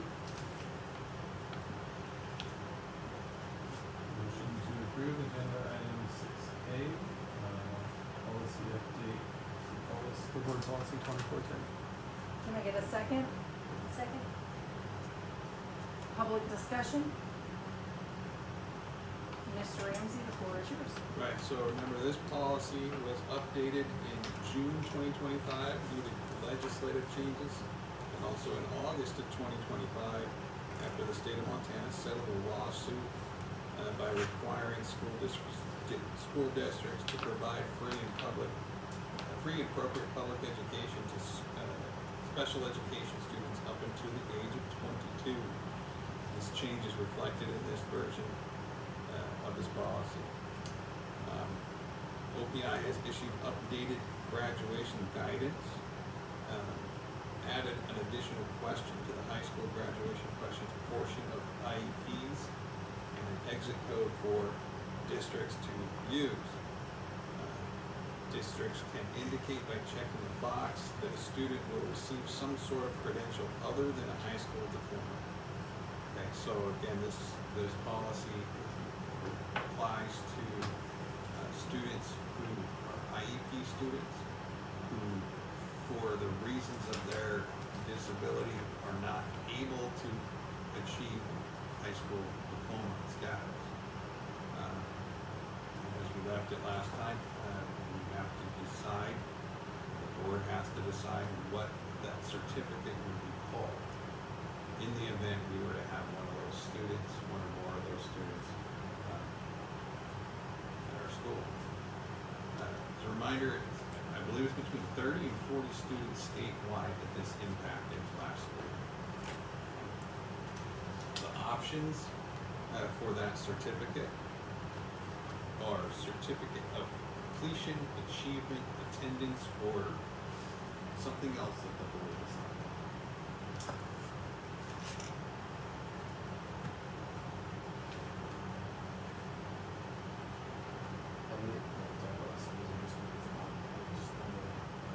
It's the name of the certificate, so No functional difference between them. there's no functional difference between the two.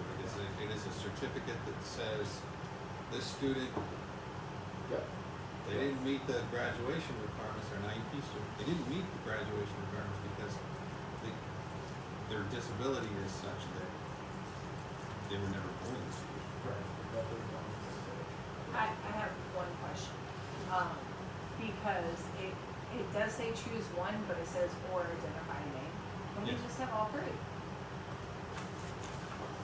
What do you mean? I don't see, it's up to you. I don't see an issue with that. You could say completion, achievement, or attainment. Yeah. Because that's where I was stuck last time, Right. was the difference, because there's a clear difference between the three of those names, which hopefully we never have to worry about this, but, if we do, there's a clear difference between attendance versus completion. So, I would hate for us to have a policy in place and we might end up having something on this, that we have a student that has not, let's say we use completion, they have not completed it, but they have the attendance through their independent education program. They meet by their attendance, they meet what they're supposed to. And so you want to be able to, at Per superintendent's student. discretion, Yep. per student, choose what that certificate. Yes. So I can't imagine a scenario where achievement wouldn't be appropriate to Maybe. simplify this. Yeah, I mean, if that, can you? Because I can see your argument about completion and Relation. attendance, but achievement is a little more All encompassing. all encompassing. Okay. I'm just throwing it out No, there. no, I'm good with that, but I like that. the two, like, my two main things was the difference between completion and attendance is like apples and oranges. There's a big difference, and I do not want a child with an IEP that gives it their all and come down to walking across that stage and getting their diploma. One word keeps them from doing that. So I think the argument I would make against having three is we're inherently going to believe that one is lesser than the other. Well, no, People will. yeah, So maybe. just having a certificate of achievement might be the way to go. Achievement, I'm comfortable with that. I just. The guidance from Kellogg Law says that, districts can name this certificate at their discretion. Okay, I like achievement. okay. See, an open discussion, at No, least you were that's- smart enough to tell me. No, 'Cause I it's just all know good. that apples and oranges to me were, I just I would be brokenhearted for a child to give it their all and one word keep them from that finishing line. So, So we need to adjust our motion to, it's not. no, cause we just said to consider approval of policy update, and that's the update in the policy is to pick a word in there. But it also, we do have another one on here too, it says choose one of, okay, that's the same as that, but on the first page, it says like option, Are you talking about the inclusion of the Yeah, religious or? yes. So the board already previously approved including that. Okay, I just want, it was highlighted, so I was just making sure. I Yeah. thought the only thing we had was to pick our Right. wording. but The other highlight on there is Already completed. high school students earning 25 credits with a regular diploma, 26 for a college credit. Okay. So we're gonna choose achievement? No. Can I get a I like roll? Everybody's okay with that? So, Ms. Seaman, do we need to, I can add by consensus, Okay. the board has chosen to use the term achievement, and Yes. then we can do it. Or yes, Or we and can when you're, modify the motion, I don't care. whichever way you would like, whatever's Let's easiest. just do the consensus and then we'll do a vote.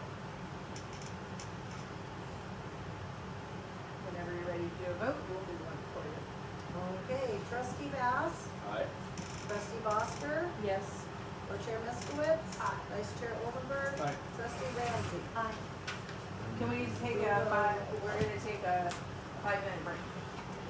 And we're out at 7:45. Okay, so we're coming back and call to order at 7:52. And we're moving on to item 7A, consider approval of CEP. Can I get a motion? I make the motion to consider approval of CEP. Second? Public discussion? I just wanna make sure that everybody understands that our CEP right now, we are in that process. Our school can move forward with that, and that it just, that you understand the difference between CEP and FRAM, make sure there's no other questions for. Okay. Mr. Ramsey? Well, first, I want to thank Louise for that thorough presentation. Fantastic job. I believe that the data as presented shows that from a financial standpoint, the CEP provision is no longer the most advantageous option for our district. Based on the analysis Louise provided, returning to the traditional free and reduced meal application program would strengthen the financial sustainability of our food service program while continuing to provide free or reduced price meals to students who qualify. That said, I also believe we need to consider the impact this decision would have on our families. For the past several years, every student has received meals at no cost, and many families have come to rely on that benefit. Making this change just weeks before the start of school would give families very little time to understand the reason for the change or to plan for its financial impact. While I do support returning to the free and reduced meal application program, from a governance and fiscal perspective, my recommendation is that we continue with CEP for one final school year while intentionally communicating with our community throughout the year about why moving away from it is necessary.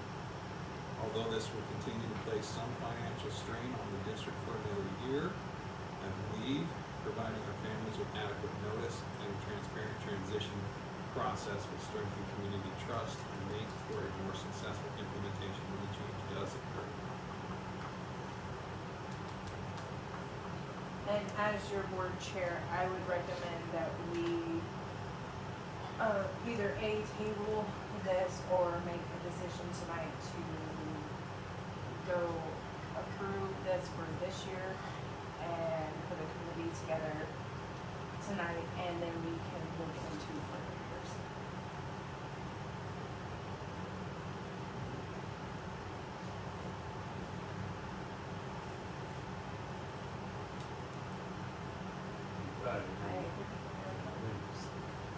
Can't say it better than Mr. Ramsey. I think we can make the changes substantial this year in the game, and this gives us some time to do some more due diligence, communicate, and all the things that we should do to prepare for next year. I got 3 shakes of the head on the side of the table. Huh? I got 3 Oh. for the. Yes. No, I was just looking at these numbers and my brain was No, thinking. you're good. I just wanted to double check. I didn't see a head shake for you, so.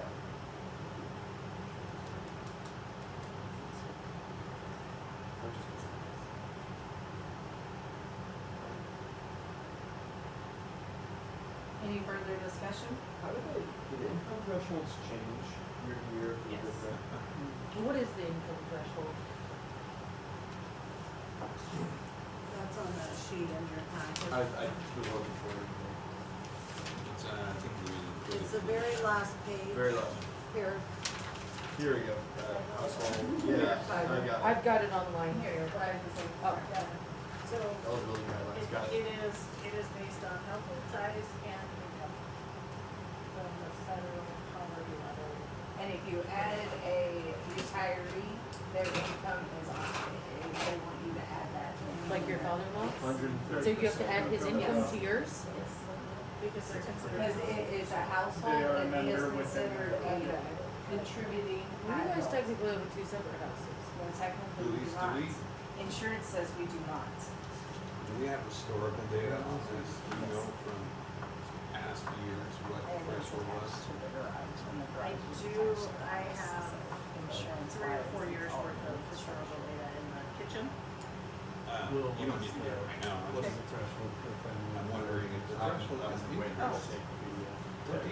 The threshold Going increases back to every for year, free- but it's for not free meals there? significant. I was gonna say, she's got the, So 48,000 roughly. It's for free, and then there's the reduced level.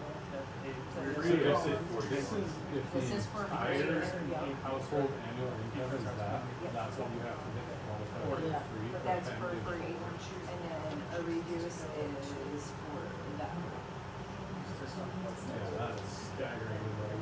Right, and then if you make more than that, you have to pay the price. Rest is So if you down make- for all of your children. If you make more than $59,000 a year across 4 people in your total, That's why That she included the sheet that would show, okay, a family of Right, four, yeah, it would cost the this much projected for a year impacts, to yeah. feed your 2 children, if you have 4 Right. children. But just $3,000 looking at where a that year. comes into play. it's- Right, Yeah, so you Discuss the more preparation there is. Yeah, because see, for Maddie, this is what I did. So I was trying to put into perspective the rate, so if you, a family of 4 made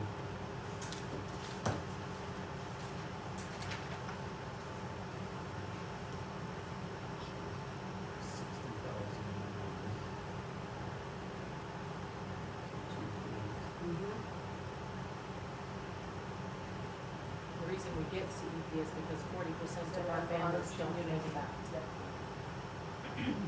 That's where eligible Yeah, in the first place. Do we have an exact number on how many of our families, like, is it just 40% or is it 49, 50, 60? I was always curious about It's like 32%. 32. that kind of makes me feel better that it's only 32 of our, 32% of our families are that way, but still. but then the other ones that make Yeah, 62,000, it's so like, 2,000 over, now they gotta Yeah. plan in another Well. $3,000. And, Yeah, well, and Tony, that $20,000 when you put it into, or I did it for a family of 3, that $2,103.75 equates to, through a 9-month period of the school year, $233.75 per month that, that family would have to all of a sudden come up. Yeah. And they're billed monthly or semester? Yeah, monthly. Monthly. So on the plus side, if you start the school year and you dump a bunch of money in there, that money, if your student doesn't use it, it'll stay there until they graduate. So if that does roll over, positives and negatives.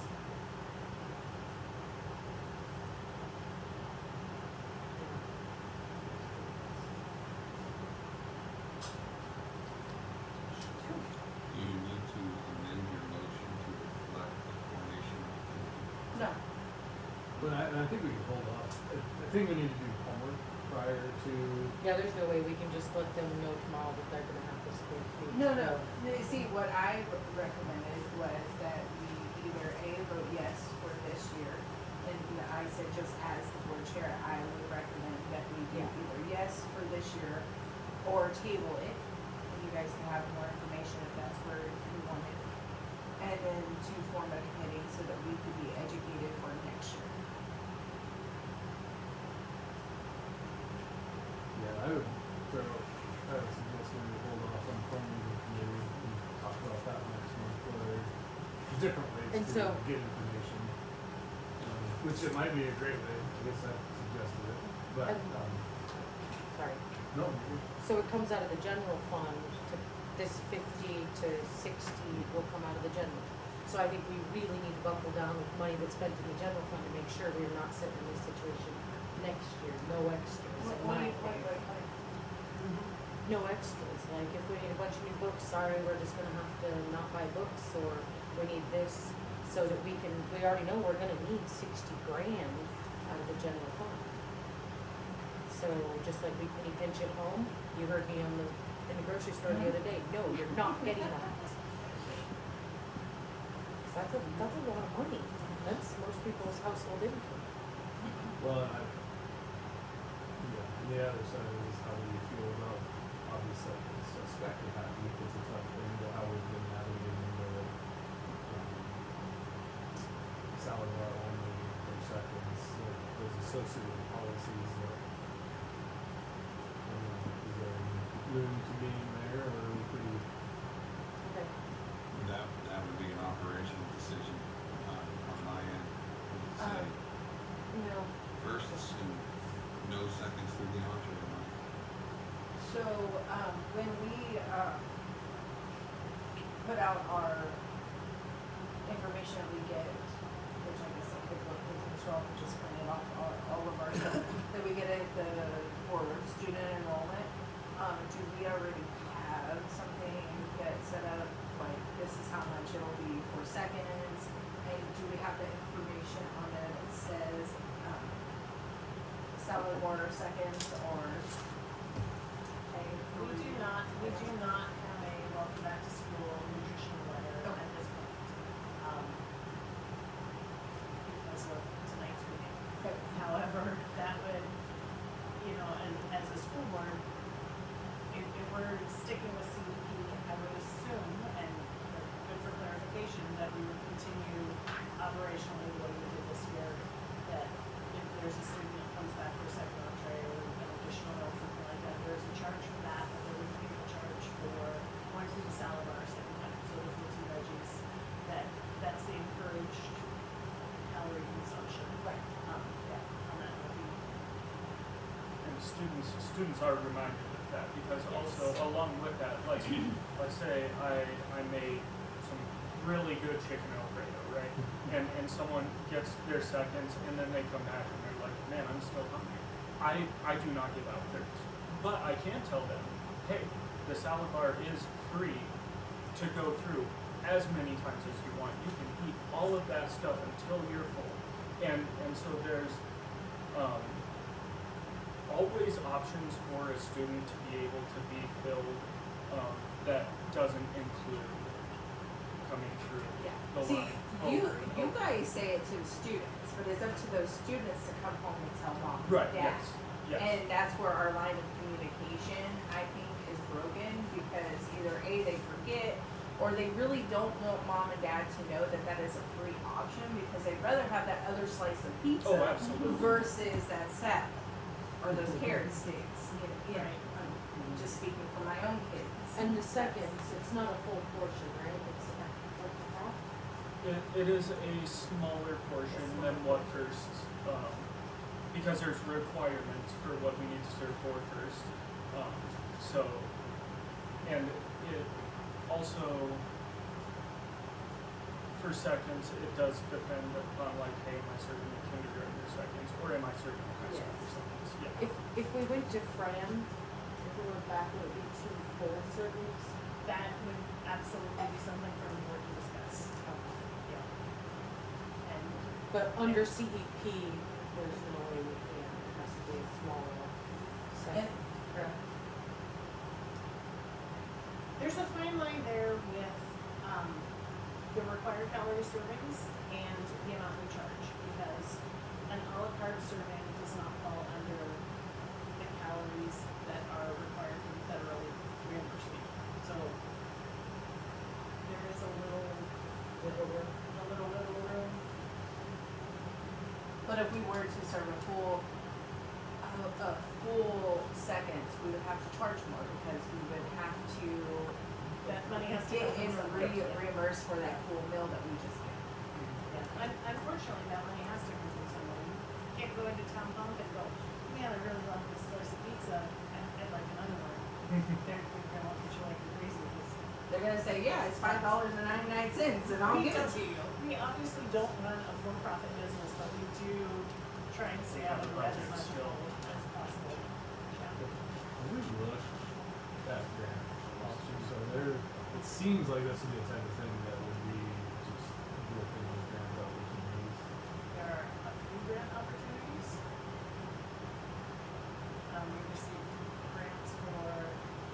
management, but there are not typically grants available for food and stuff. Isn't that because we get reimbursement from the places that we do? So they want you to use those instead of a grant? Because if there was just grants out there to run a lunch program, there'd be a lot of schools that did not follow nutrition programs and just go with the grant. You know, that's not something that I'm really familiar with. I do know that there's a beef to school program, that if somebody is willing to donate a beef to our school, there's ways to do that process where we can utilize it in a form, that doesn't come out of our food service fund. So, And that, it's called the producer partnership. I would encourage you all to look that up. It's something that, you've tried in the past, correct? I installed that.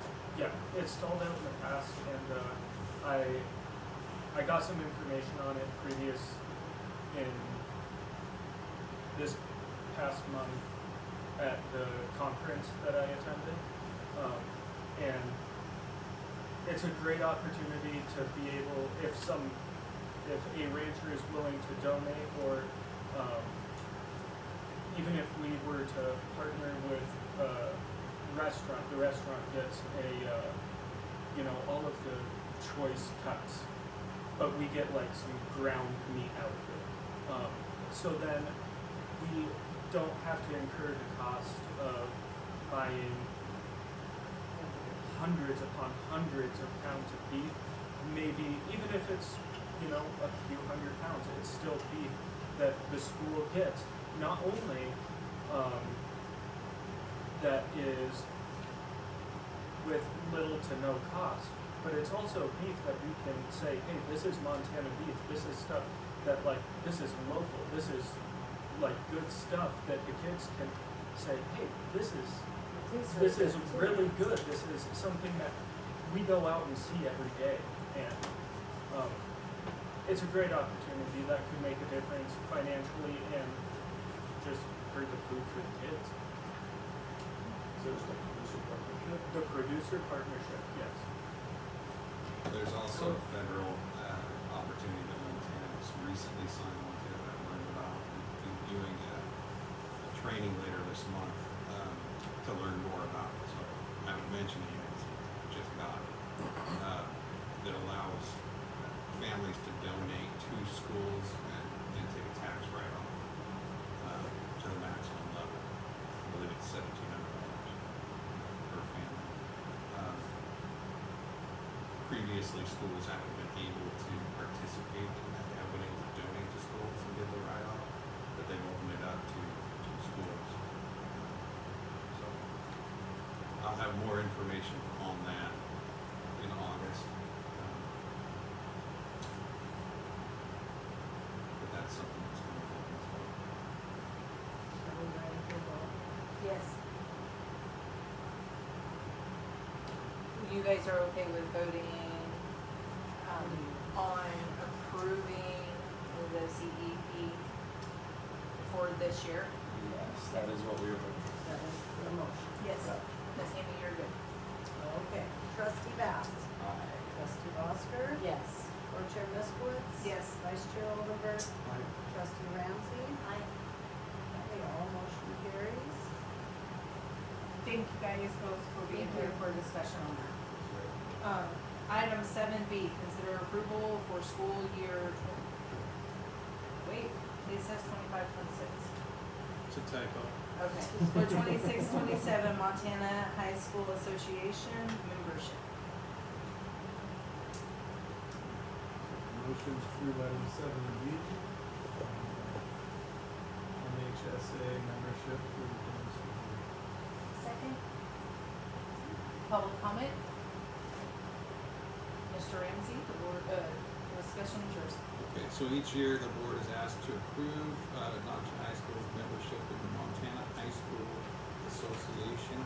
MHSA approval renews the district's membership and allows our students to participate and MHSA sanctioned athletics and activities during the 2026-27 school year, and while committing the district to comply with MHSA rules and regulations. This year's application includes participation in 12 athletic and activity programs with annual membership dues of $3,000, along with the required $302 liability catastrophe plan premium and $66 concussion insurance premium. I recommend approval of the annual MHSA membership to ensure our students remain eligible to participate in interscholastic programs and post-season competition. I have a question. Yeah. So we have numbers for all 12? Do we have numbers for all 12? Yes. Uh, I mean, I'm not asking that he's already sent out, Right. and he can say that we have 12 kids interested in this. But do we have numbers to actually participate in these? We don't have numbers for all of them yet, but if we get 0, we get reimbursed that cost Okay. But, yeah, okay. for that school. Okay.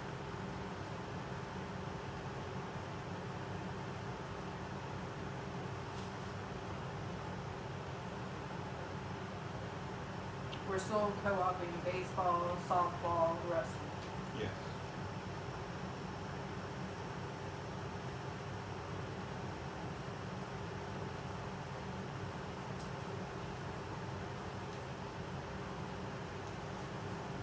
So these premiums are for most of it. Yes. And I was under the impression, there's really no option here. If we want athletics, we do this. Sure. If we don't, we Okay. don't. Right. I mean, that's one of. There's no different levels of coverage. It's not like insurance where we could say, we need to shop around a little more. So our grand total is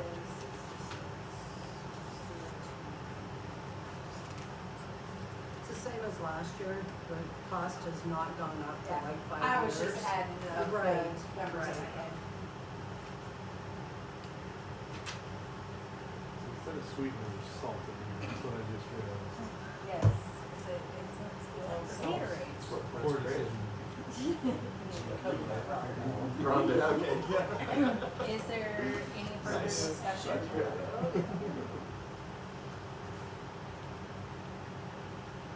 Okay, Ms. Sandy, will you do a voice vote, please? Absolutely. Trustee Bass? Aye. Trustee Ramsey? Aye. Vice Chair Oldenburg? Aye. Board Chair Miskowitz? Aye. Trustee Bosker? Yes. Motion carries. Moving on to item 7C, consider approval of the side-by-side consulting contract amendments for 25-26 school year. I motion to consider approval of the side-by-side consulting contract agreement for the 25-26 school year. Can I get a second? A second? Public discussion? Mr. Ramsey?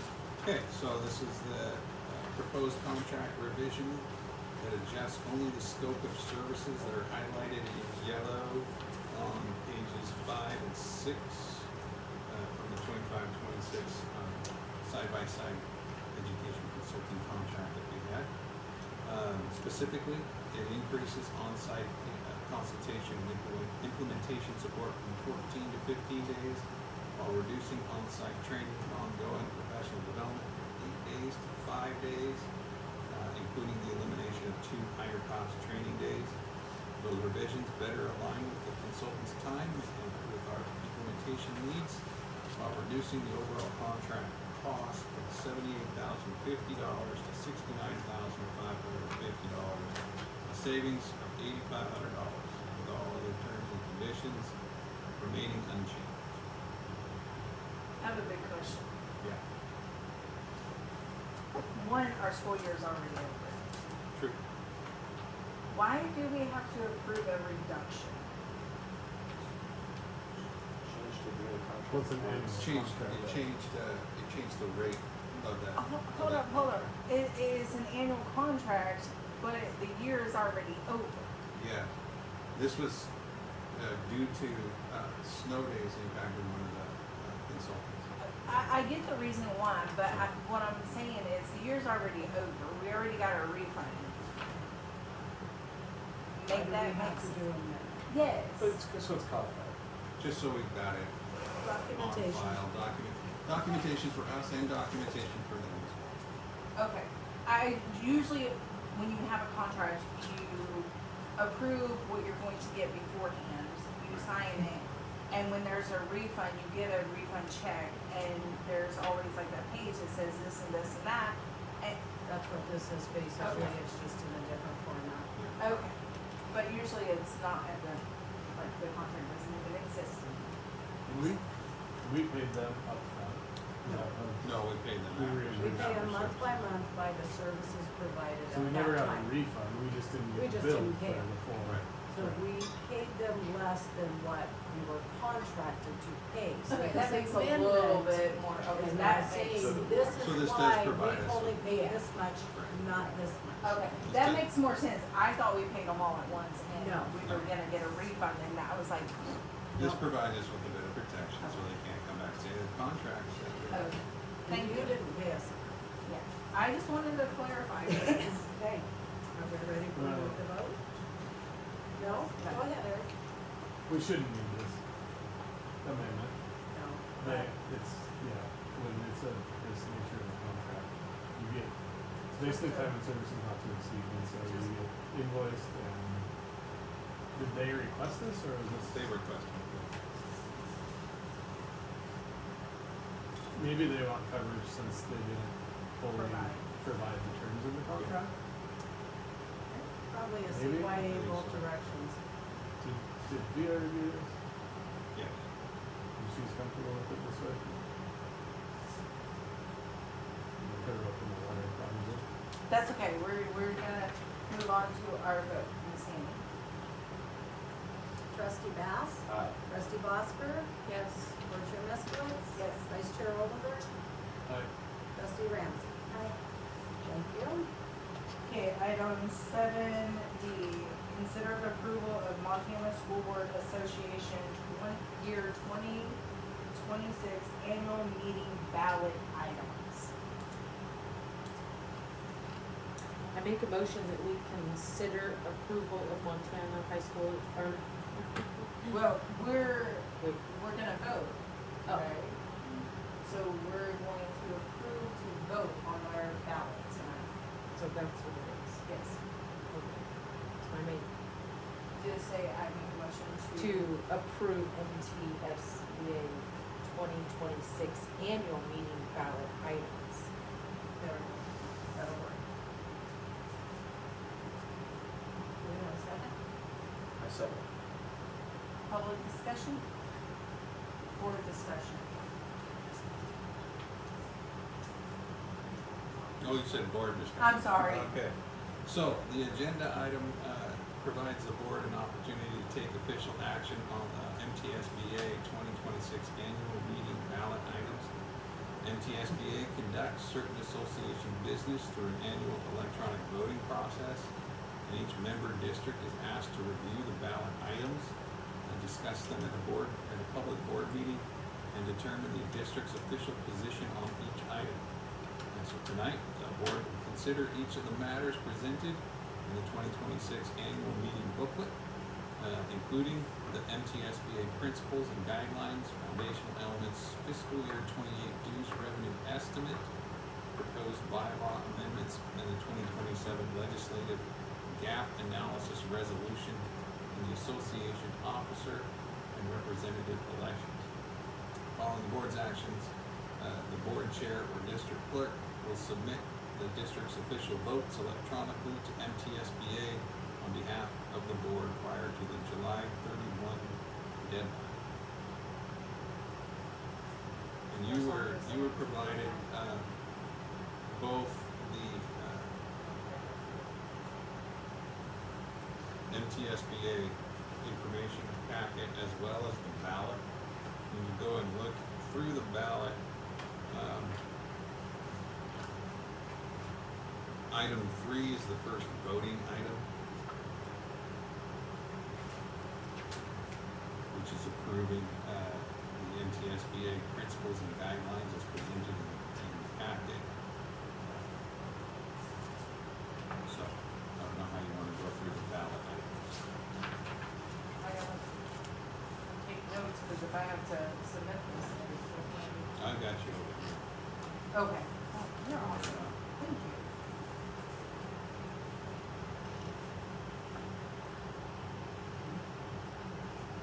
Eric, did you wanna look at this?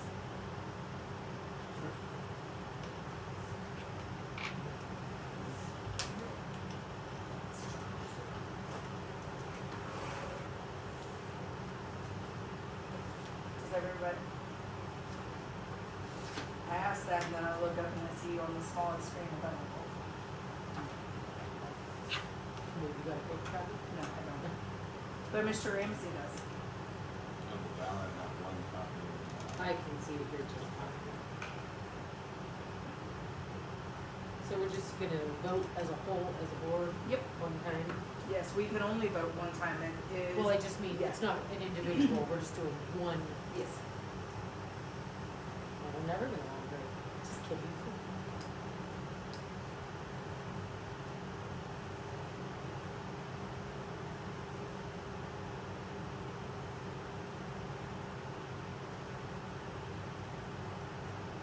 So the first question is, we're voting on the principal.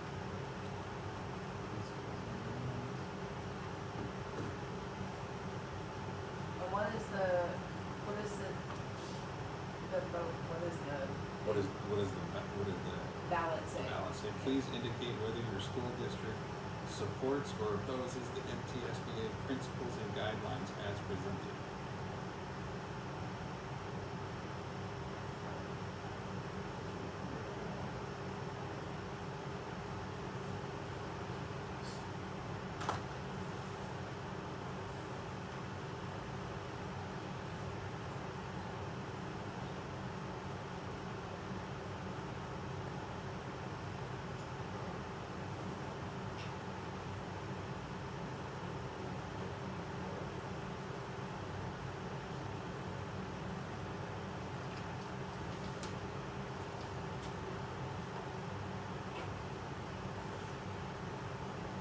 On number 5.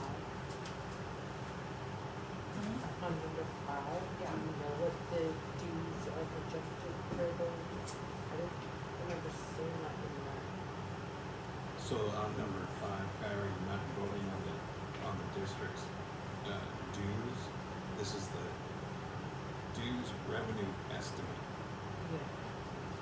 Looks like creating that.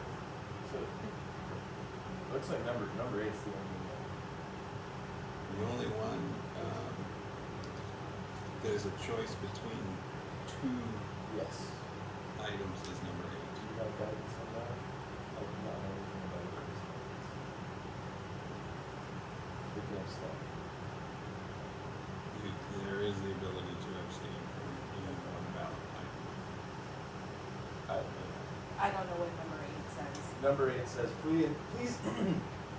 please indicate whether your school district supports 1, the nomination of Iris Killegal, MTSBA Director from Dawson Public Schools, or 2, Tom Bilteen, MTSBA Director from Butte Public Schools as the MTSB representative on the MHSA Board of Directors.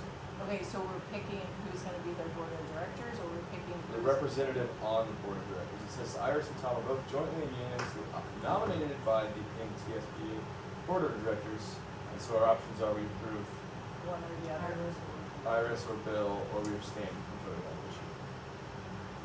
And they didn't give us any background on either one of them? I mean, I'm sure that they have stumps available somewhere on the MTSBA website, but it's not available.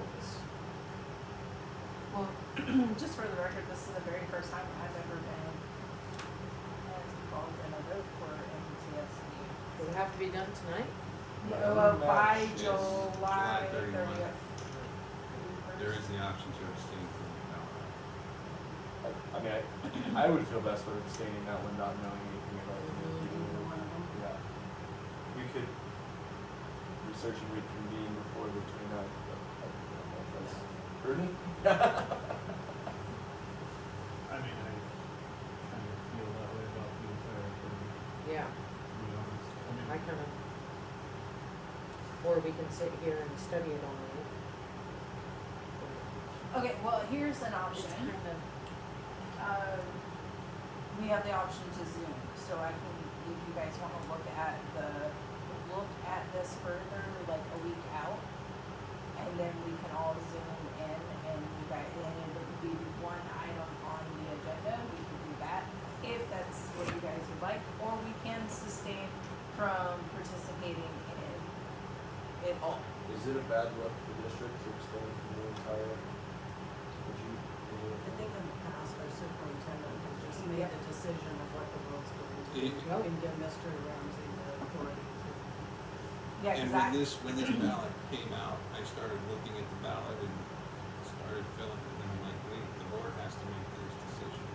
yeah. To be, I- I was like, let's back it up and do this Yeah, appropriate. because when Mr. Ramsey and me were talking earlier today, I told him, in the past, I've never seen it. As a board member, I've never seen it. And last year, I didn't see it as a board chair, so. It's never been rough. Can we delegate this already back? Yeah, I was gonna- No, I'm serious, I don't wanna make more work for you, I just feel like. no, absolutely not. This is the Montana School Board Board Association. Association. So, This- and I this don't should know if be- our past board chairs have done it, just as I- the chair, I don't know, I can't. I think answer that's that crazy question. that I don't we think never we've even done known it. about it. I- Being the board chair this long. I've only been the board chair for 2 years, the other time I was the vice chair, and there's a lot, but the vice chair, as myself, did not. So, I mean, we can be a member, we don't have to vote. I think the responsible thing to do is to abstain as opposed to making an uninformed vote this year. Yeah. I think part of this is, because annually, we're supposed to review whether we want to participate in the Montana School Board Association. I don't remember what month we do that. Right.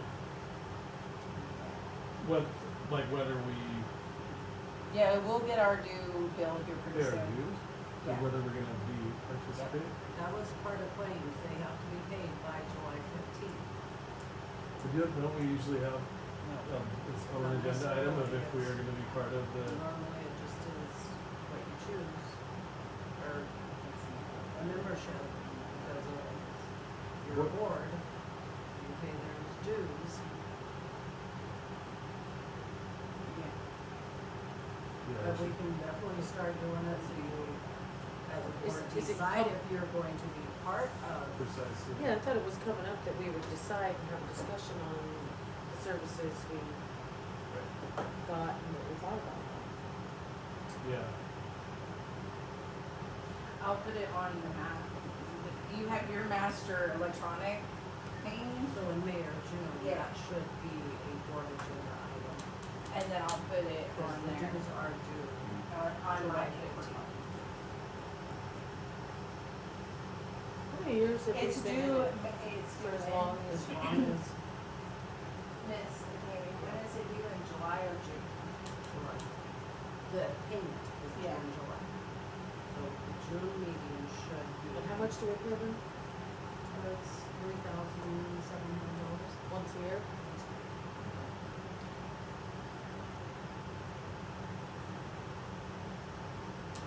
I would suggest we start talking about it in January. Okay, so back to, I say the ones where you have to pick people, we abstain. I don't have enough information on how this is going to sway, what are the repercussions? Yeah, I wasn't really No, sure. I mean, on the vote, I don't know if we vote, if we go with this, how that looks as it comes down on the school boards versus if we go with this, how that looks. I don't have that A information. lot of to know this, that. a lot of this seems like it's, components of their packet that they put together are kind of almost boilerplate. And it's just, this is what they've put together and you're asking them to, it seems, a lot of it is very procedural. Well, and the thing to keep in mind, this is all about NTSBA Mhm. betterment, it's not.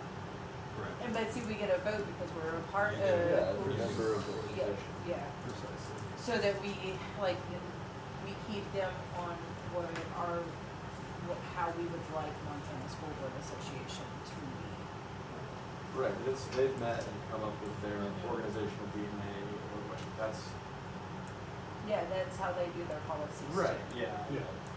I would suggest for this year, if we didn't come to the meeting prepared to vote, we should, I think the responsible thing to do would be to abstain for this year. If we're I'd gonna agree. participate next year, we will educate ourselves ahead of this meeting and be prepared to decide how we wanna vote on those initiatives. Usually the winter is when I get more active on Montana School Board Association website because it's cold and rainy and nothing better to do than to read Montana School Board Association. That's when I do training, that's when I do all of that, so. Okay, so, Miss Tammy, can we redo our motion to Well, sustain? wait, Because we were gonna vote. Can't he just write abstain, because that was an option on every one, and something? The board chair, the clerk, Oh, well, whoever.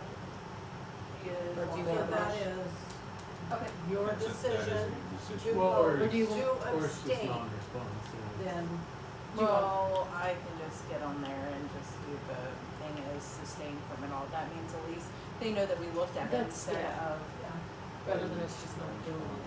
Okay, so you and I will yes ma'am? figure out who for sure will be doing that. Oh, I can do, if you want me to do it, I can. So, I'll do it so that tomorrow. means you basically have voted, and that is your choice of Okay. how you're going to vote, so now we can just go ahead with a, So let's make a motion to abstain from this year's, from voting in this year's ballot. No, the motion is to vote and we. Are gonna If you now decided to We're vote. just going to put in her If we say, minutes. if we say abstain, that means we're not voting on the motion. Well, but abstain's an option on every one, so we're actually doing our work, we're just abstaining on every vote. Yeah, but see, it's confusing, because we made a motion to approve, or, Approve this questionnaire. Ballot to items. ballot items. Ballot items. You're right, Ballot. approving it, you just made the decision that would be like saying, okay, yes on number one, no on number two, abstain on number this, that is your voting choices on each item has been to abstain. Yes. That shows that we did it, because that was better, that we actually did it and abstained, or just abstaining and not Well, we doing need it to all. say could you make a motion to abstain from the listed ballot items? Like, that way you're acknowledging that we are answering the survey and our answer is to abstain to the items as listed. What's that? Address both? yeah, I think that was a clean motion. If I want to make that motion. A motion to abstain from the MTSBA annual meeting ballot items as listed. Yes, sir.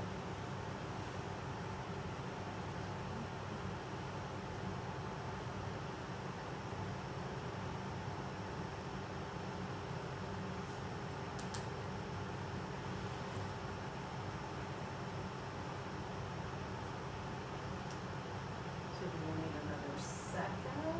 Oh, Miss Iris second, sorry. Oh, sorry, sorry. Well, it Barry. was, we did it at the same time, but. Okay. I think he's letting me know. I know I was writing, so I would get it word for word. And are you ready for a vote now? Yes, ma'am. Trustee Bass. Aye. Trustee Bosker. Yes. Co-chair Meskowitz. Yes. Vice Chair Oldenburg. Aye. Trustee Ramsey. Aye. Motion carries. Thank you.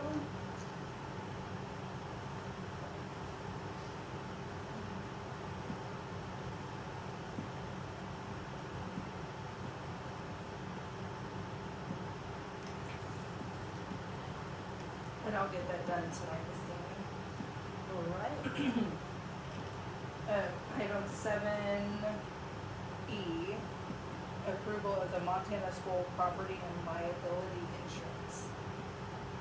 I make a motion that we consider approval of the Montana School Property and Liability Insurance. A second?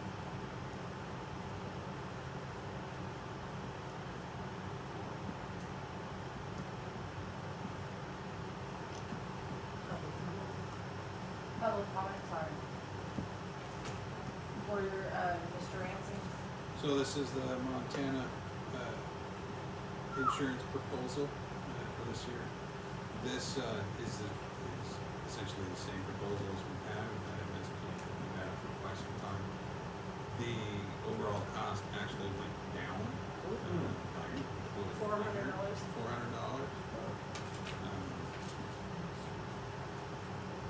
We are required to carry insurance. If I recall, from the last time we shopped it out, nobody could even come close to NTSBA. Are we still confident that's the case? Montana schools School property property. liability. Sorry, yes. Yes. That is still good. So we had a $4 decrease. $400. $400. $400 decrease. What did we lose? Nothing. Everything There stayed the just were same. no claims. Everything's The company is Same all. coverage. Okay, I just wanted to make sure like our coverage stayed the same, we're not dropping anything, we're not losing any. Nope, nothing. Okay. Is the Montana Schools Property and Liability Insurance Plan, is that a government backed, public backed thing, or is this a private? Oh, I would say it's a public, it's a state. It's a state program. Insurance, it's a state Okay. program. I'm just looking at And if you look to the back of their thing, it Ambridge. lists the.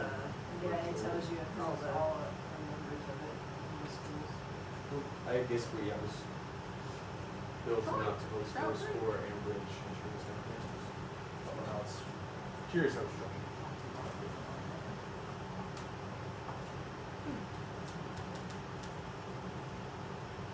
What about Troy? Troy Creek, and I was looking, to see if, When's the last time we did due diligence on that? It was last year, wasn't it? I Or was that believe 2 it years was ago? last year, 2 years ago. And the other company who we previously had in property liability insurance through was going to be a bit over $50,000. And so we checked into this, for the same coverage, the same services, it was under 40, and we're still under 40. Right. Yeah, I guess I would request that next year we just, in some cadence, we should be shop doing around. our homework and shopping around, but with no changes in the use premium. And that was my takeaway from the last time that we did vote on it, was nobody else could even quote. And they come out, they do the annual inspection, the recommendations. Have we ever had an insurance, company tell us they won't cover us? Not since I've been here. I guess that's kind of, is it a subsidized program? How are they able to offer I don't know. such cheap? You'd have to call them and find out. No, I just was curious, as you were shopping it, if that can. I suspect it's because they're gonna have the market corner and have so many schools enrolled, but I don't know for sure. Well, it's nice that they give us that list, to be honest, because I was looking at all the schools around us, and the only one through Troy and Libby are both on here. Trout Creek is on here, we're on here, but Thompson isn't, but, yeah. No, yeah. That's the only one in our little network. Cool. Okay.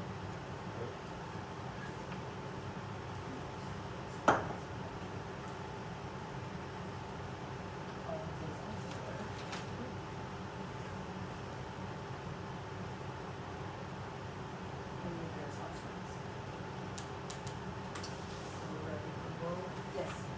Okay, So- trustee Bass, trustee Bosker, Yes. board chair Miskowitz, Yes. vice chair Oldenburg, Aye. trustee Ramsey. Aye. Motion carries, thank you.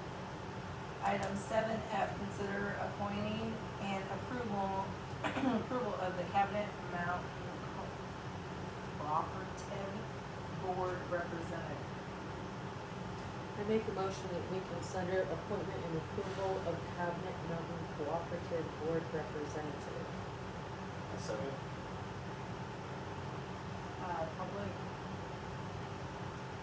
Public comment?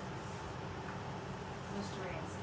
So each member district of the Cabinet Mountain Cooperative appoints a representative to serve on the cooperative board, which provides governance and oversight for the special education and related services delivered through the cooperative. Traditionally, the district superintendent serves in this role to represent the district's interests, participate in cooperative decision-making, and ensure effective communication between the cooperative and the local board of trustees.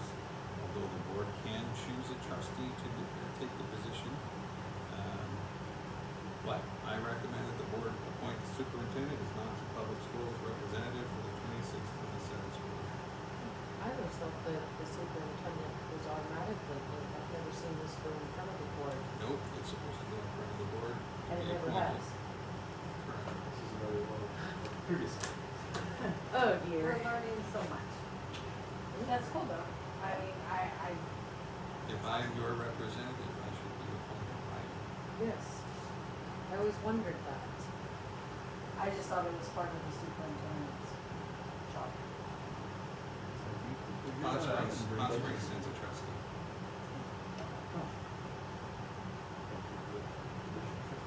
And has, did what, so fill this role? And Yes. Was he Yes. doing this activity? Yes. Without board approval. Like I said, I just thought it was a superintendent's job description. I never knew that it needed to be approved by the board. Do you, What is the obviously with the superintendent's recommendation, you obviously want to do it. Yes. And you think you can do it with your time. Yes. Special education. What is it that, so the Caddo Mountain Cooperative provides all of our special education services, so our school psychologists, occupational therapists, peer speech and language pathologists, not here.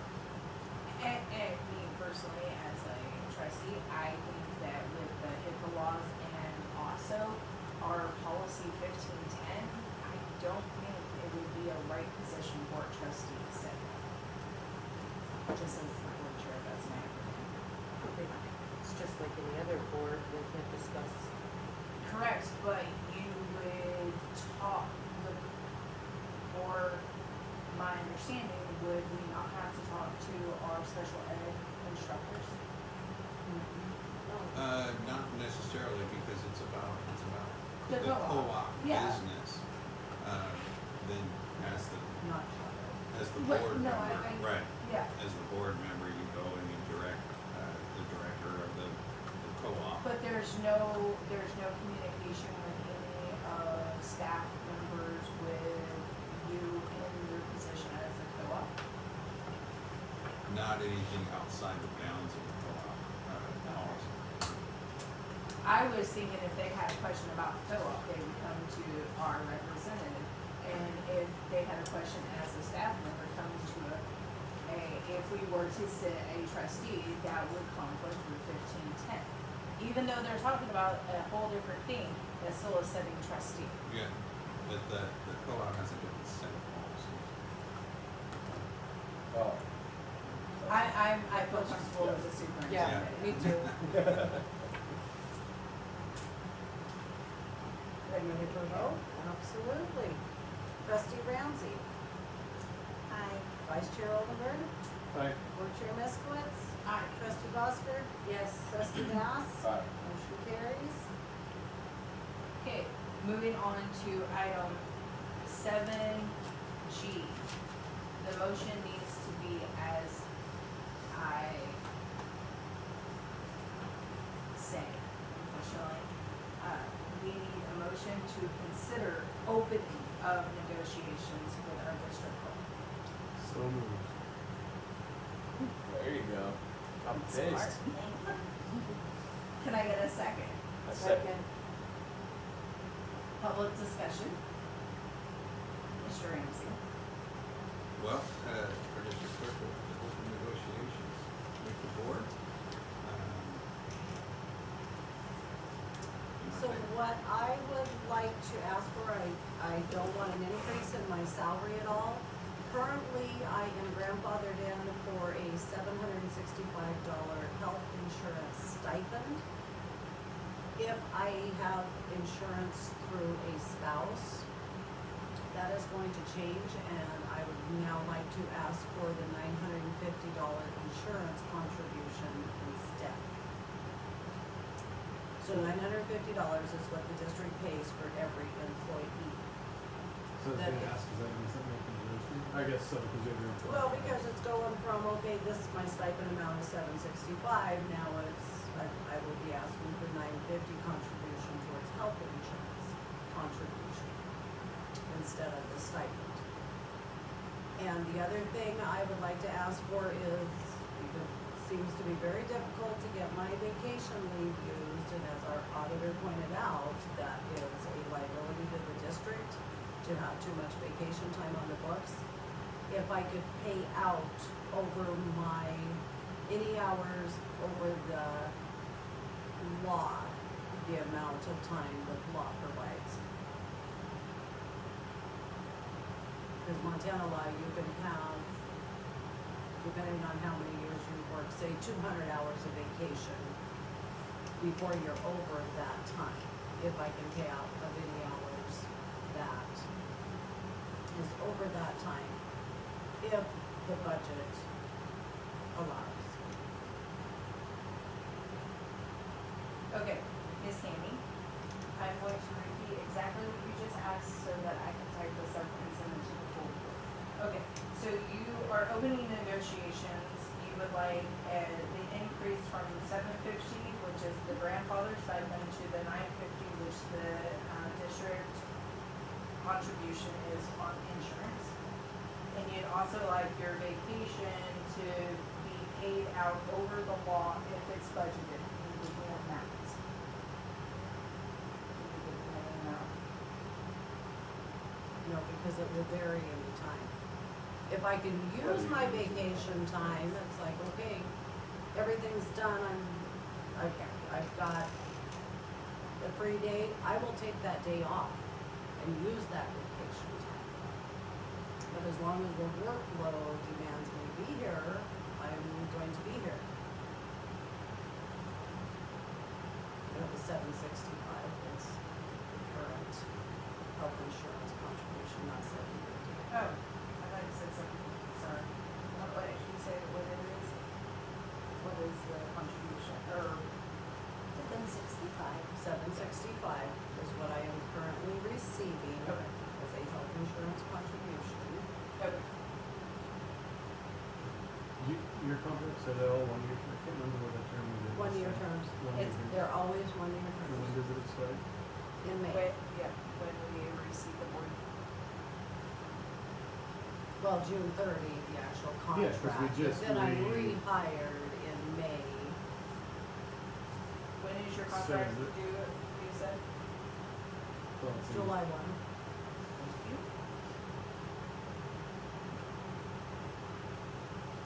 And you're higher with, I was hired in May. And appointed by the county, hired by the board, sworn in by the county. How many vacation days do you get a year? I get 2 days a month, and the way vacation is determined is based on how many years of service. So like 1 to 5 years or 1 to 10 years is 1 day a month, and then it goes up to like so many hours. I've been an employee for over 30 years, so I'm at max of 16 hours a month. so we just opened negotiations, we can ask questions, but if you guys would like more information, I can get Miss Tammy's contract to you guys, you can look at it. It will tell you what she gets for vacation, it will tell you about the insurance, it will tell you about how she contributes her, her vacation days. I was just curious, I think she can't use it. It's only fair to cash it out. I would like to table this and come back with a counter next month. We can't table it for very long because my insurance is going to quit the end of July.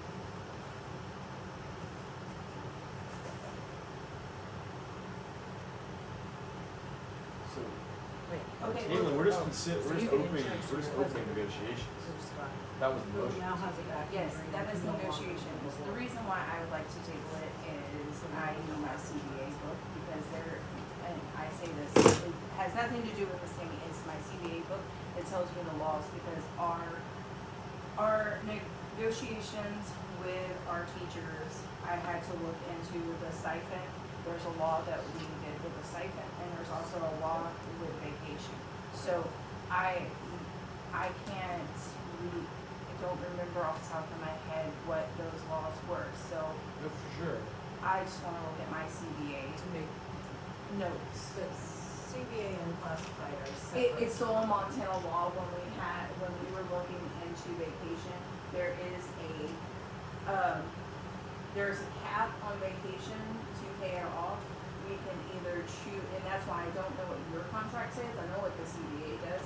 And if vacations are here, we can either pay you what your contract says, or we have to follow the Montana law. We can't go, it's either this or that. And whichever one is more, if your contract is more, then we can do that. But with the law, we can't. And with the So that's why you need a certain amount of Right. hours, the max hours that could Yes. be paid out in a year. Yep. So that's why I'm saying, and then with the stipend, I know, yes, when we had that, it has been brought up and we no longer do, that's why it's called grandfathered in, because we no longer do that. And there was a big thing over insurance versus paying the stipend. So, That is correct, and I Yes. can answer that question as well, because the deal with the CBA was, okay, teachers, if they were grandfathered in, when the school did not offer insurance, you were given a however much amount, it is now Right. $765 stipend to go towards purchasing your own Yes. health insurance.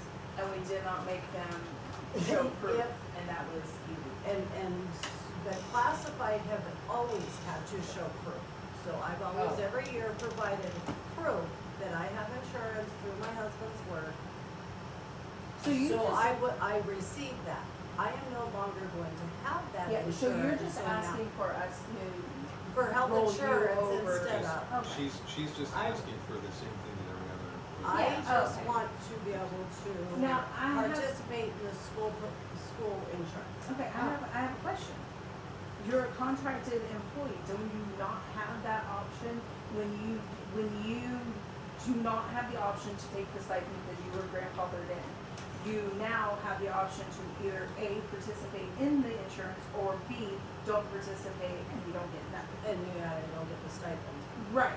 So, So- because you're not gonna be able to have the stipend because you can't prove that Mr. Mercer Or has I- insurance. I would have to purchase my own Right. separately. Right, but that option of rolling over to the school insurance is there. You don't have to come to negotiate with us on that one.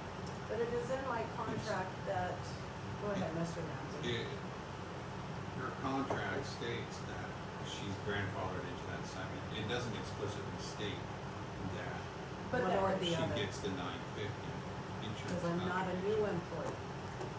okay, Right. I just I thought the way that it was wrote is that, so you could pick, but our new employees had no option. It was either if That they is took correct. our insurance and we paid this amount every month for Or you to you waive it. participate, or You waive Or you waive insurance, and you get nothing.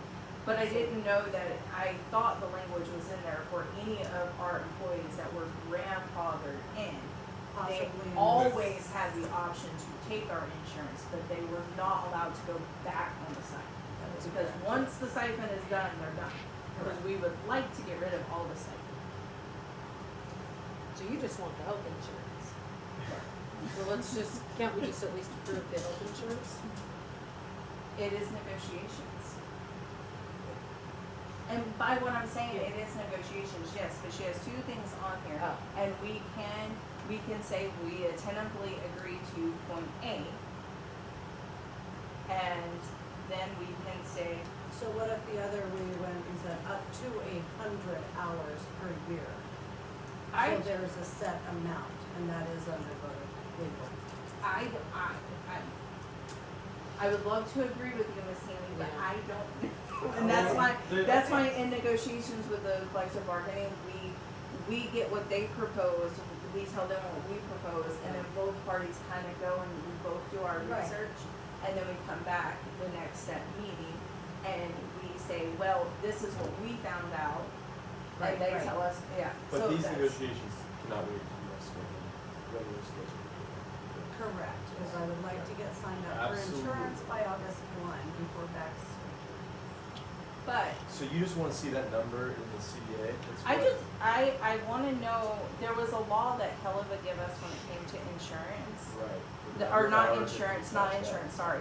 Okay. Tammy is completely right when it comes to the insurance. That information I can stand, I can tell you guys that, cause I went through that for the last 2 negotiation cycles. Yeah. We So talked what, about what that. is your reservation? with Mine vacation? is the payout on vacation, The, like- because Helva The did law. clearly give us a law, and I know it's in my CPA. I'm pretty sure we have an board policy. Yeah, could we just I don't look at it know. pretty quick? Yeah. So, well, let me just make an overarching point. I don't think it's ever, like, we probably should have had this on the agenda last week. Because anytime there's something on the agenda that we can't prepare for because we don't know what you're gonna offer, we need time to walk away, do whatever homework, Amber wants to look at stuff, I wanna look at board policy, make sure we're playing by the right rules. Having said that, on face value, everything seems like an awesome, seems like a great, appreciated offer, Yeah. at face value, but I do think that should be our practice, as well as, like, so, should have probably been a month earlier, and we should have had a copy of the existing contract, not that I couldn't I have a take it up, question. but. Can I suggest, it kind of goes to both parties. I really think that the way that it is in the CDA and the way that it was explained to us when we did the stipend versus insurance, I want to say that she doesn't need to ask the board for approval to do that.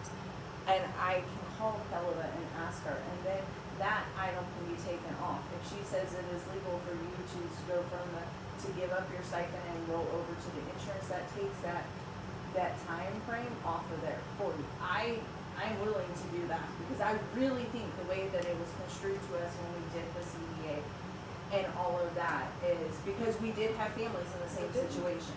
I want to say that it was explained to us that way. And if Mr. Potts or Cassandra was here, I could ask them, but unfortunately they are not with us. We changed something with you not too long ago about this similar thing about Vacation day. vacation days and that you It were was the- cashing them out It's up to 5 days at the end of the year. up to 5. So that's the max to cash out For me, on my just for contract. you. So we didn't set that. No, but there is a cap by Yeah. the law. There's Yeah. there is a So- cap, and there is a cap where how you can construe. Yeah, weren't you saying that before they were cashing out like 20 or 25, and that's why you wanted to put a cap because it was going to be way too many? Well, I think that previous, I mean, it was a superintendent's contract, the previous superintendent was cashing out multiple days.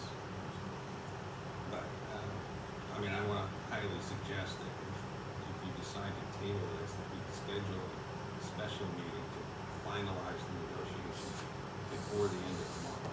Schedule that meeting tonight. Yes, we can Yeah. schedule that. We can schedule that. Well, I hate to make you guys do another meeting, so take that part of the That's why I suggest I can call negotiation Kelly. off until next week. So the insurance If is it's the the- only thing I'm really Yeah, concerned can we about. do half The now, vacation payout, half I later? don't care. What about a conservative number? I mean, I guess there's like you already proposed, a conservative number that is never going to be hit.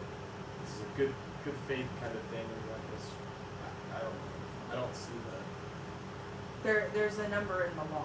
That's Wait, what so what- I'm hesitant for. But if I we're don't What are you know. looking- under that. Yeah, if we're But under I that don't know that number. number. That's Okay, well, my if it's brain. 40 hours, 5 days is 40 hours. That's not like, would that be acceptable to you?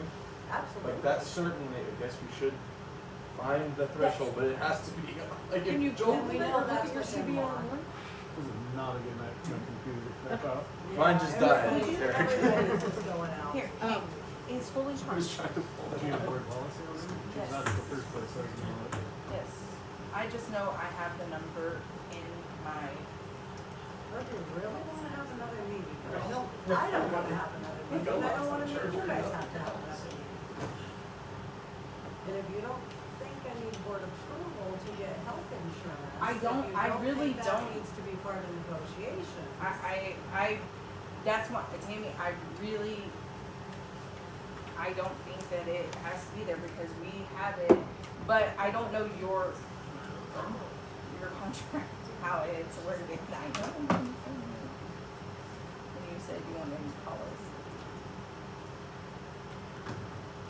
My past contract did have a clause in there where any unused vacation days could be paid out up to 150, or hours, could be paid out up to 150 hours per year. Oh. Mr. Whitesell changed my contract a few years You want ago policies. and took that out. You took what out? The clause where I could pay out No, up to it's fine. 150 hours of vacation leave per year. And basically, it's so I can keep my vacation hours under the max hours. Because that was one of the things the auditor said, you got too much time, It's a you liability, got too much yeah. liability. To the school to have too many hours on the books that if I quit, So they you're- have to be paid out in full. So because that got taken out, then you're just losing those hours? They just accrue. And they're just there. And So eventually. Is there a cap on how much can accrue? There is a cap on, yes, there is. So I mean, that's what I'm getting at. So you get your Ultimately, Exactly, days a so month then and that's it. ultimately Like you'd be- I just lose.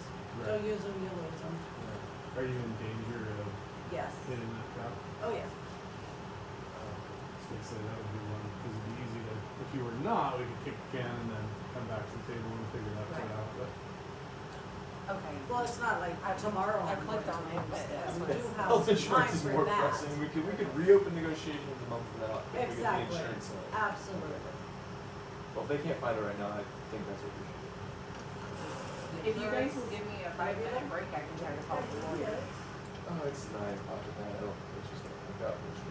Yeah. Yeah, and we've got a lot of items Okay. to get to cover. Go through. I am certainly willing to do a special meeting to get this figured out, but we gotta, I think these negotiations is definitely one that needs a month or more time. Yeah. Because, and the contract. This was very sudden on my part. It was Oh. like, oh crap, we, Gonna lose the coverage.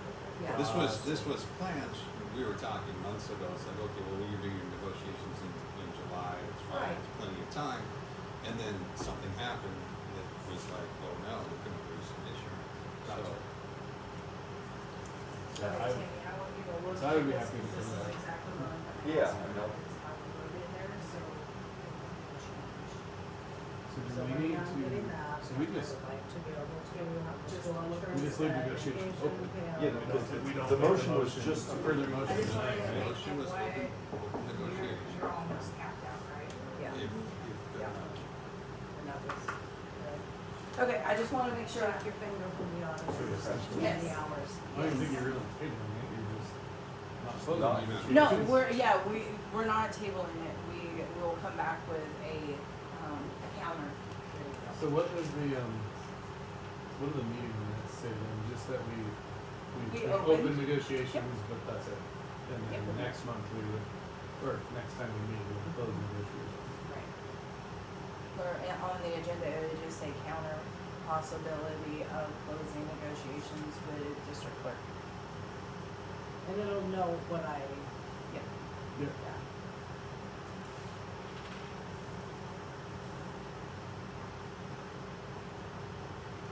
Sorry, I'm writing notes down to talk to the.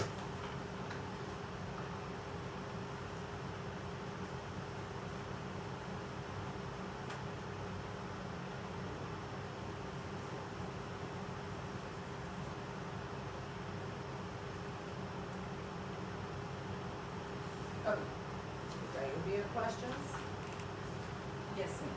So is the plan for you? I'm gonna call Kelova first thing in the morning, and I will ask her these questions. And if we have any more questions when it comes down to the next negotiations, I'll ask her the same thing. And then I will send out a district-wide email or district-wide, board-wide email to you guys. And then that we can have, communications over that if you guys have any questions. Okay? But more than likely, we'll just have to do a special meeting. to Yes, just but get all this yes, Okay. absolutely. Done. Can we Zoom? If Mr. Ramsey connects us to Zoom, then yes, ma'am. we can. Or even if like me, Yeah. I've got a busy one, can I just Zoom Yeah. from Zoom on my phone? Yep, we have the option to Zoom. We try not to because we took Zoom away from, the public. So, That would because remain, of it would recording. remain a component of the meeting as Yes. public. Yes, yes, because we have to record and it's too much. So, okay, Before you go on to the next board Yes, item, sir. I just want to clear, previous board item, my appointment to the cabinet, cooperative comes with no compensation or benefit of any. thank you, duly noted. Honestly, I kind of figured since the trustee could sit there, that it came with nothing. Put it out there. Thank you. Okay, item 7H, consider opening of negotiations with head of maintenance, Mr. Dan Bledsoe.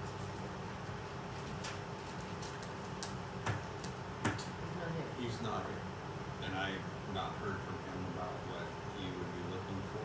so Okay, I would recommend suggest that we table table. that, and I'll confer with him. Okay, I did ask him, and he never got back to us, so. okay, that works. So if we do open that one, they request that we send out his existing, or, Yes. past year's Yeah. contract when, Absolutely, yes. thank you. Okay, moving on to items. Sorry, You can't 7, listen. what? I was gonna say, you can listen to last time's board meeting online, cause I did before this, and listen to hers and Dan's from last time, just to refresh my memory. Oh, right. I didn't think about If you just that. go to the board meeting for, Last June. last June, and they're both on there, and it's easy peasy, and it goes through everything that they got, and each got 6%, yada, yada, yada, yada, yada. Right. So, I did that before tonight. Nice. So I can provide you copies of the contract. That'd be great, yeah, thanks. Okay, item 7H, consider opening, or, Brian, we tabled that one, I'm gonna circle that. 7I, consider approval of school year 26-27 district bus routes. I make a motion, we consider approval of school year 26-27 district bus routes. Second. Public comment? Mr. Ramsey, the floor is yours. So Montana law requires that the Board of Trustees approve the district's routes annually before the superintendent attends the county transportation committee meeting.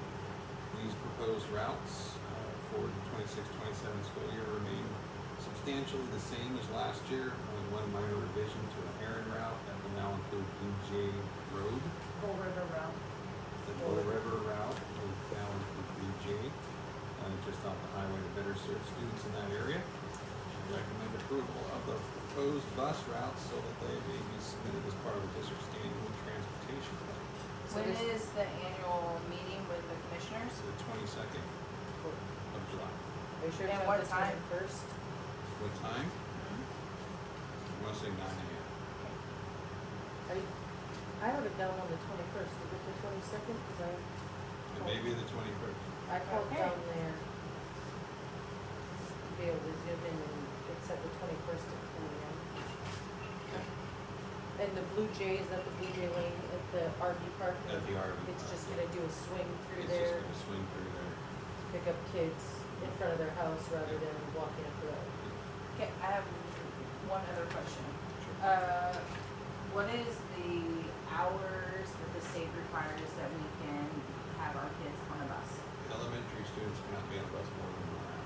But we have one route that is 1 hour and 7 minutes. Do we have an elementary at the end or the beginning of that? That 1 hour and 7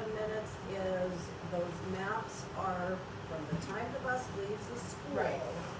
So time To where. the Picks very them last up. bus stop, right? Or comes back. Not time that the children are on the bus. So as the bus is Leaves getting the dispatched. school, goes to pick up the children, picks up the children, comes back to the school. Oh, okay, okay. So it's, We have it goes a no round trip. children Okay, on thank the you. bus for an hour. okay, thank you. You're welcome.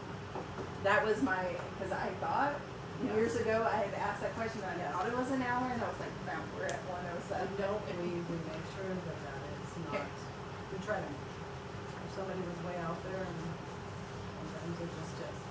The drivers are on the bus for more. Yeah, there's no law that tells them they can't be.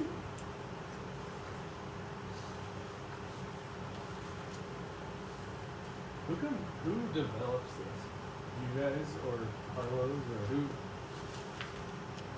It's, Why? What? Why? I'm just fascinated about the process and how I you, put those together, you do? yes. Then give us any evidence. Just Yeah, kidding. it's like, why? You No, don't like I'm it, just, I'm not admitting to it. no, I was just, So, There's a lot as to it. Robin enrolls children, then she finds out where they live, will they be needing bus services? She starts the list of, they live in this area, that's gonna be on this route. We go down that list, this is where the route has gotta start, this is where safe turnarounds are. And how from long the there, first I- kid will be on the bus. Yep. Yeah. And from there, I build those maps. Yeah, there's a lot to it. There is. Well done. Thank you very much. Good answer.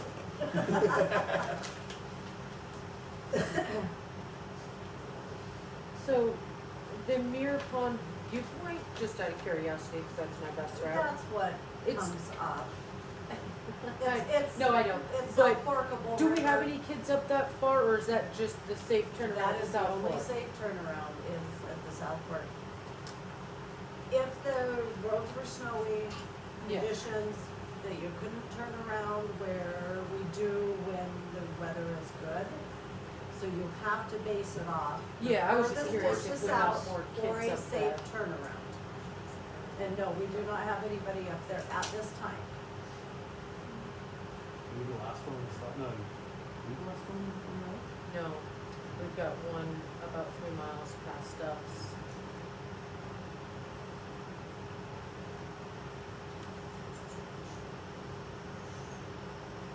And we used to have kids up out at the South Fork Yeah. and in Eagle View this last year.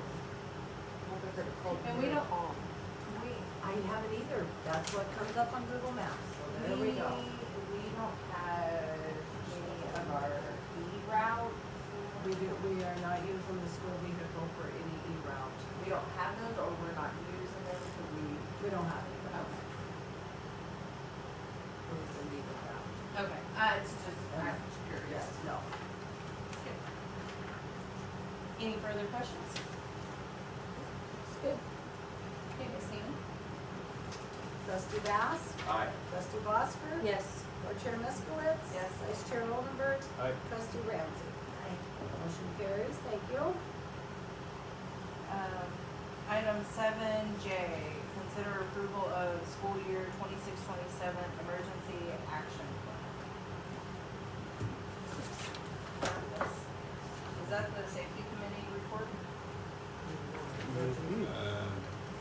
That is the action. Okay. That the safety committee puts together.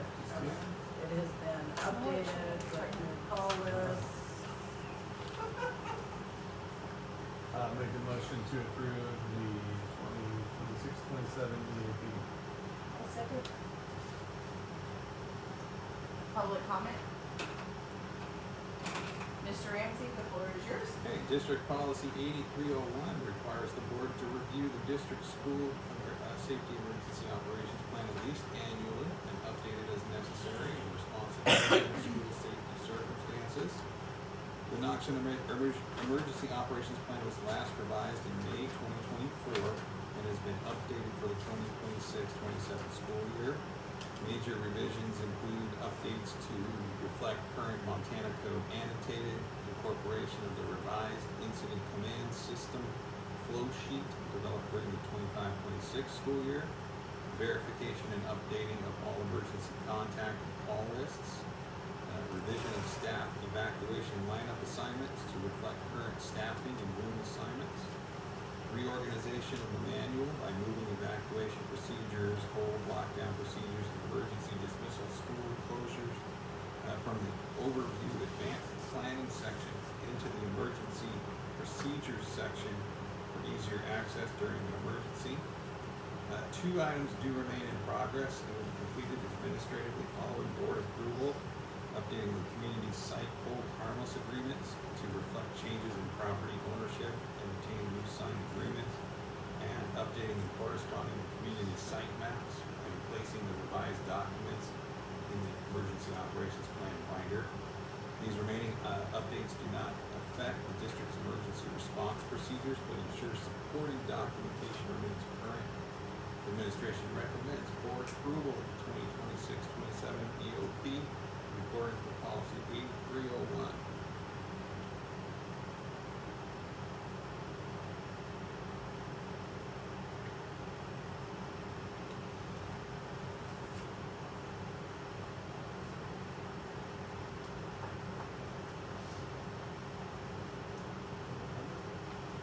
Already did. Oh. Already- Are we on the board? Yes, for discussion. Wow. Easy reading, seems strong. Two quick questions. Sure.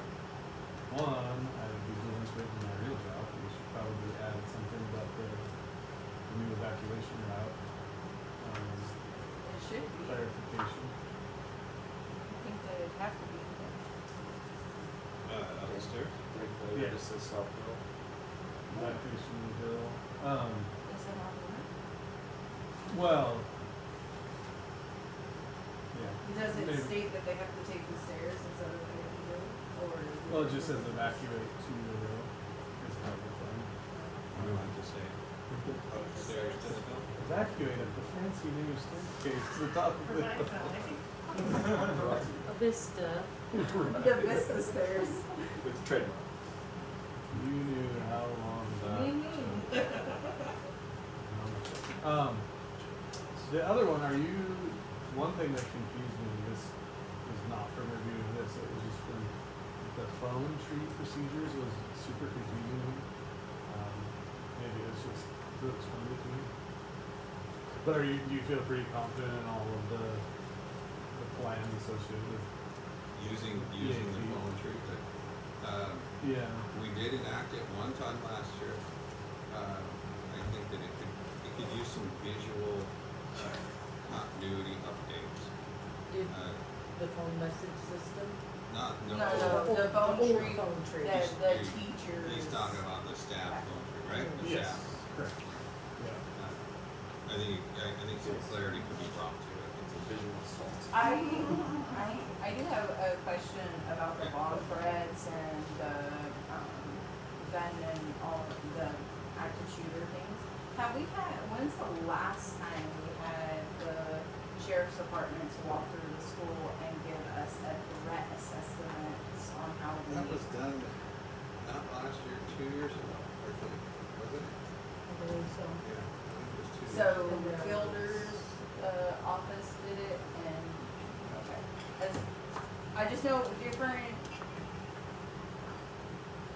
different sheriffs, different deputies look at different situations.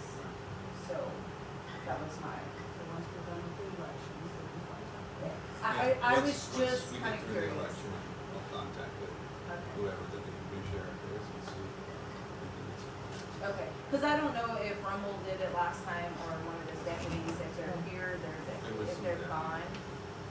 But I just know that if each person brings a different perspective to the game, and I'd still like to be up to date on our threat level. Where did this come from? The kind of the SOP for, the long threat call checklist. What page is it? 48.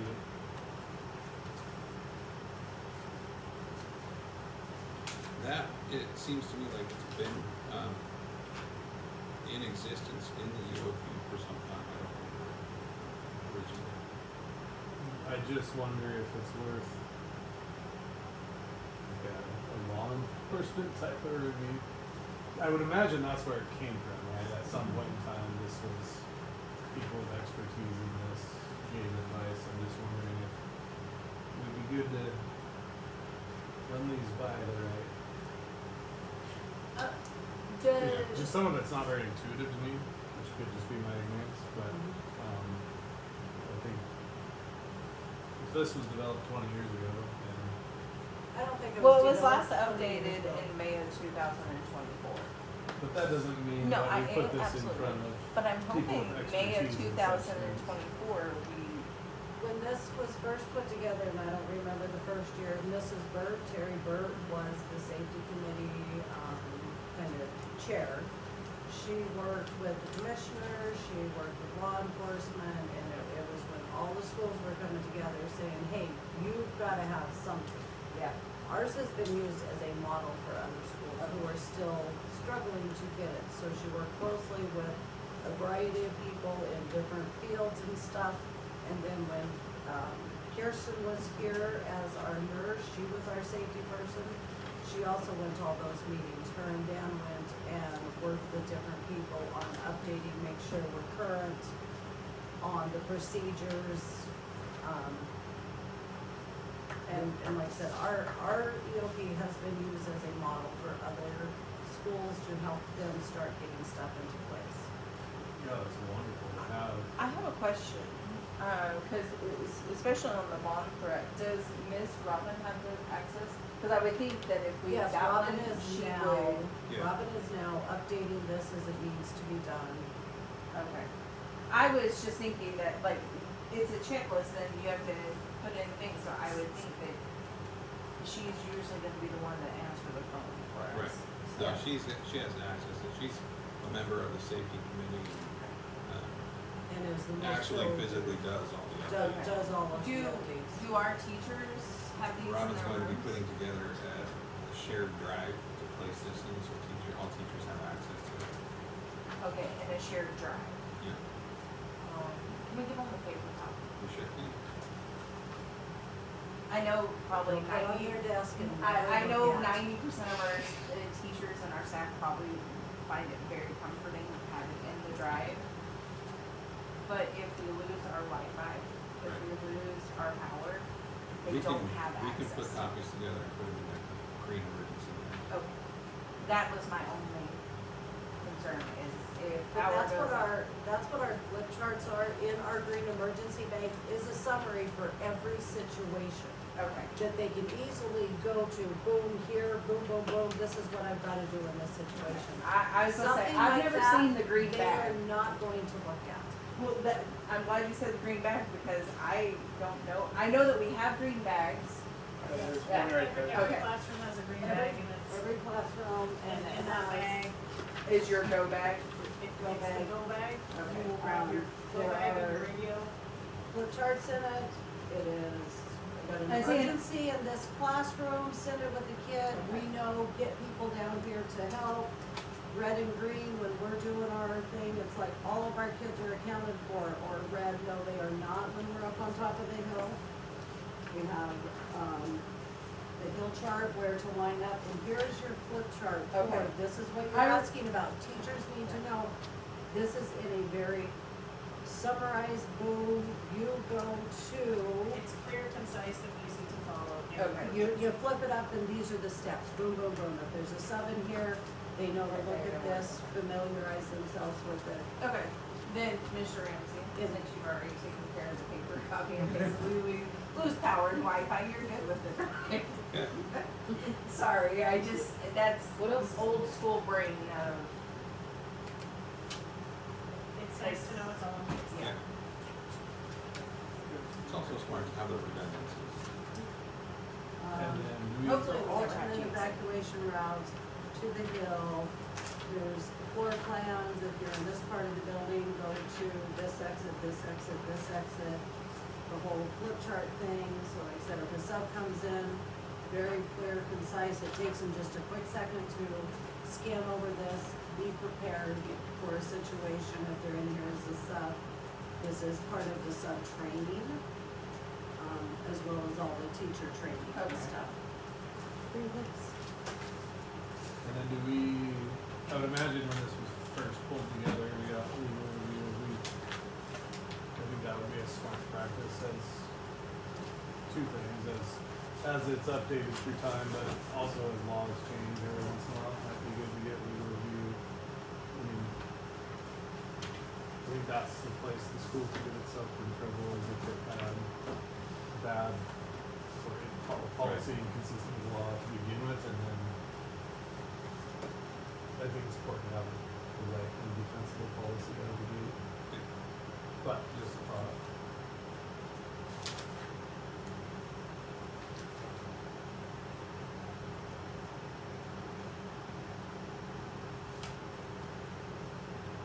You ready for a vote, or is there more discussion? I'm ready. I'm ready. Vote, Christina? Trustee Bass? Aye. Trustee Bosker? Yes. Board Chair Meskowitz? Yes. Vice Chair Oldenburg? Right? Trustee Ramsey? Aye. Thank you. And just to clarify, the board trustees can keep this, but just make sure that it stays in your hands and not, because there is some information regarding, phone numbers and stuff like that, Alright, moving on to item 7K. Consider approval of school year 26-27, the classified salary schedule. I make a motion to consider approval of the 26-27 classified salary schedule. Second? Public discussion? Mr. Ramsey, the So floor the is yours. proposed 26-27 classified salary schedule, it maintains the current hourly wage schedule with no changes to the salary matrix from the previous year. Classified employees will continue to advance one step annually, and employees who have reached the maximum step will continue to receive the established 70 cents per hour longevity increase. The schedule also continues to identify the placement ranges for each classified position within the district. I recommend approval of the 26-27 classified salary schedule as presented. Okay, so no increase on, In the individual cells, but classified staff do move up a lane, move up a step, down a step. okay,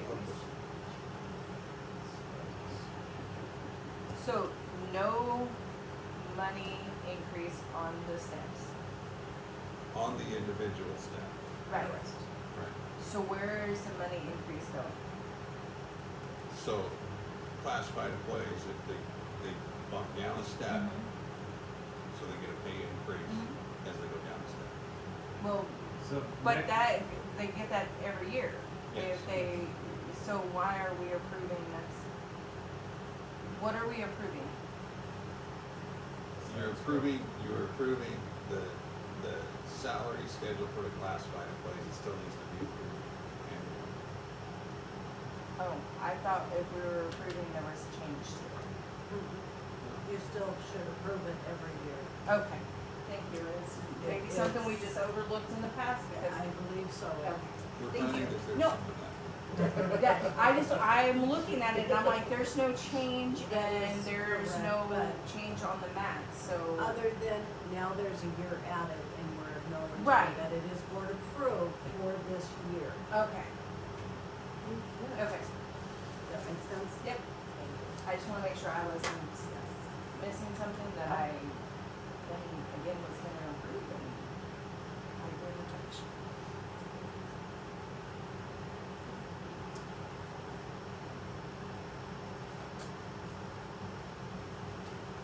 I mean, I think one thing to acknowledge is that there's only been one increase in schedule since 2019. A lot has changed with the economy since 2019. They have the right to open negotiations with Mr. Ramsey every year. Yes. But They're not an association. No, right. I said they, meaning Right. that individuals, if they wanna come and talk to you, like Miss Annie came to us, she answers to us, but the classified, if they want to negotiate, they can negotiate with you. Right? And then you bring that negotiation and tell us. Well, Yeah, but I they mean- they don't individually come in here and I negotiate. can, I can make decisions on the salary schedule. Or classified. Yeah, they don't individually come and say in front of you. They're not even in this is what it is. Right. wait, how can you make decisions on the salary schedule? He gets approval from us, but they don't individually come in here. He attentively agrees and then he brings it to us. But I mean, it's all prescriptive. So Yeah. like you can't, it's not making a decision for one. I have some individual discretion, like versus when we hire a classified employee, I have some discretion based on where they begin.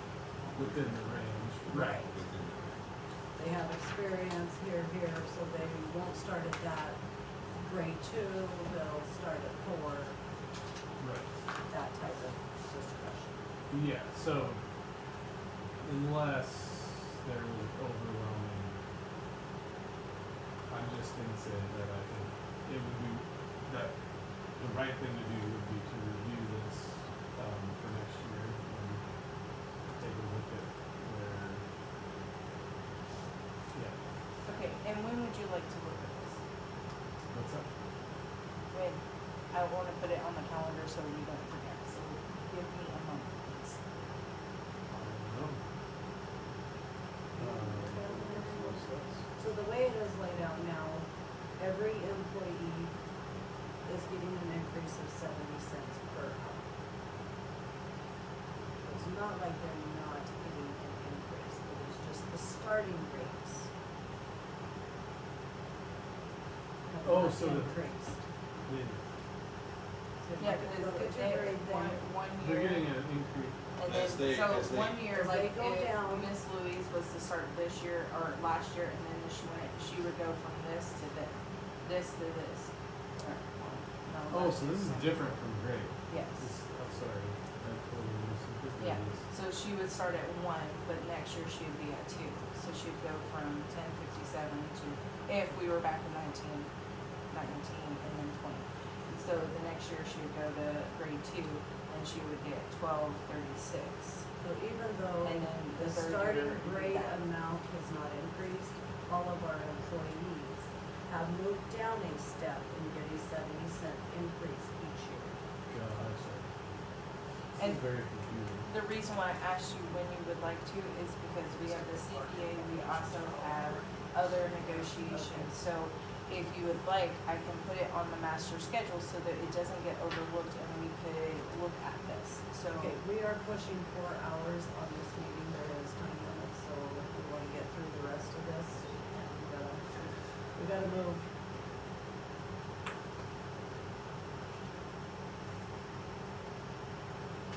So you have a copy of it now, Larry, you can look at it, you can come and ask questions. alright, Miss Amy, you can do it, folks. Trustee Bass? Aye. Trustee Bosker? Yes. Vice Chair Miskowitz? Yes. Vice Chair Oldenburg? Trustee Ramsey? Motion carries. I'm moving on to item 7L, consider approval of teaching staff. Jay Myers, 712 Science.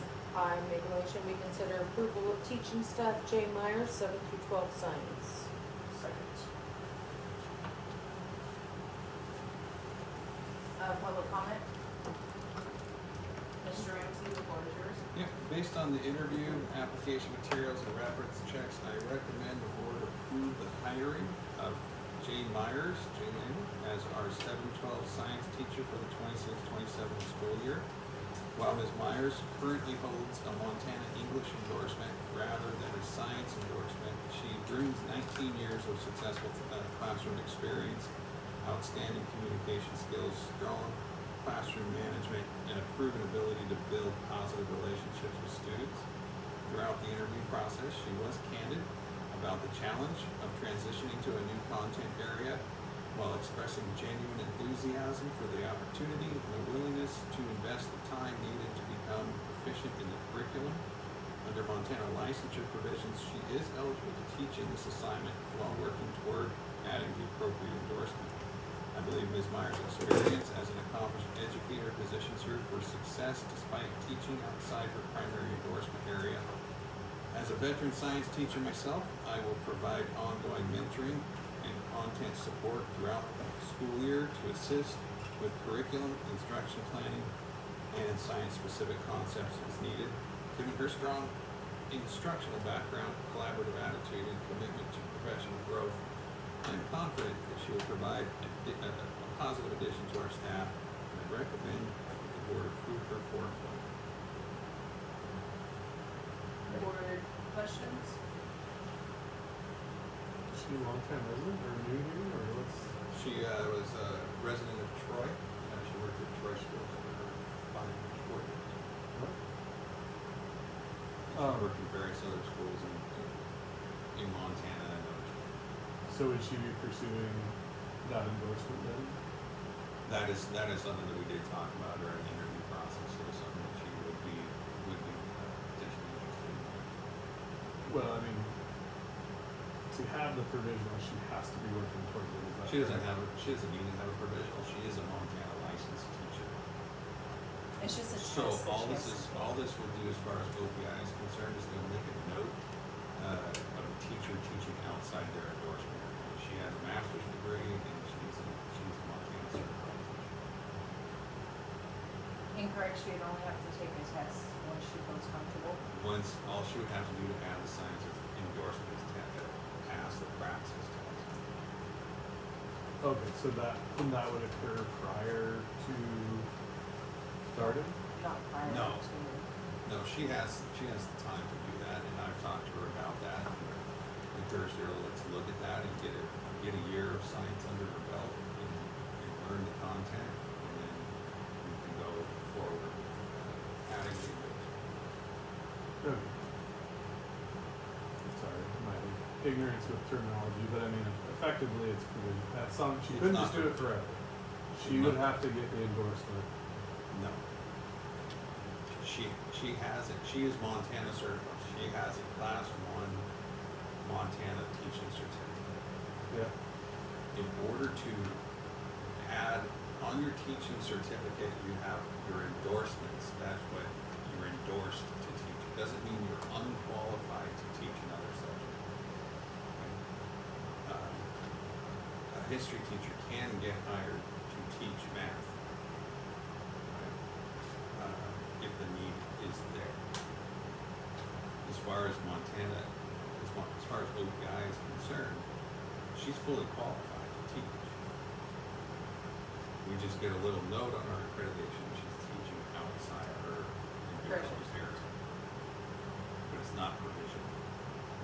In order for her to get the endorsement this year, like I said. She just has to go and it's a take test. the practice. So what's the purpose of the endorsement? I'm not connecting to something.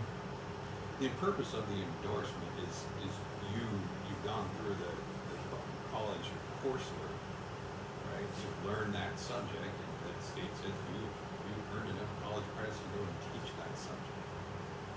And also, for teachers, it just makes it where they look better on the resume, because if the school has science, English, and math, Right.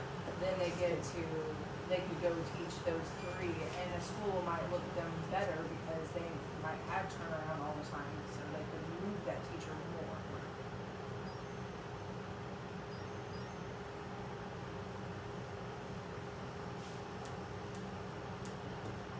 Any further questions? I'm not ready to vote.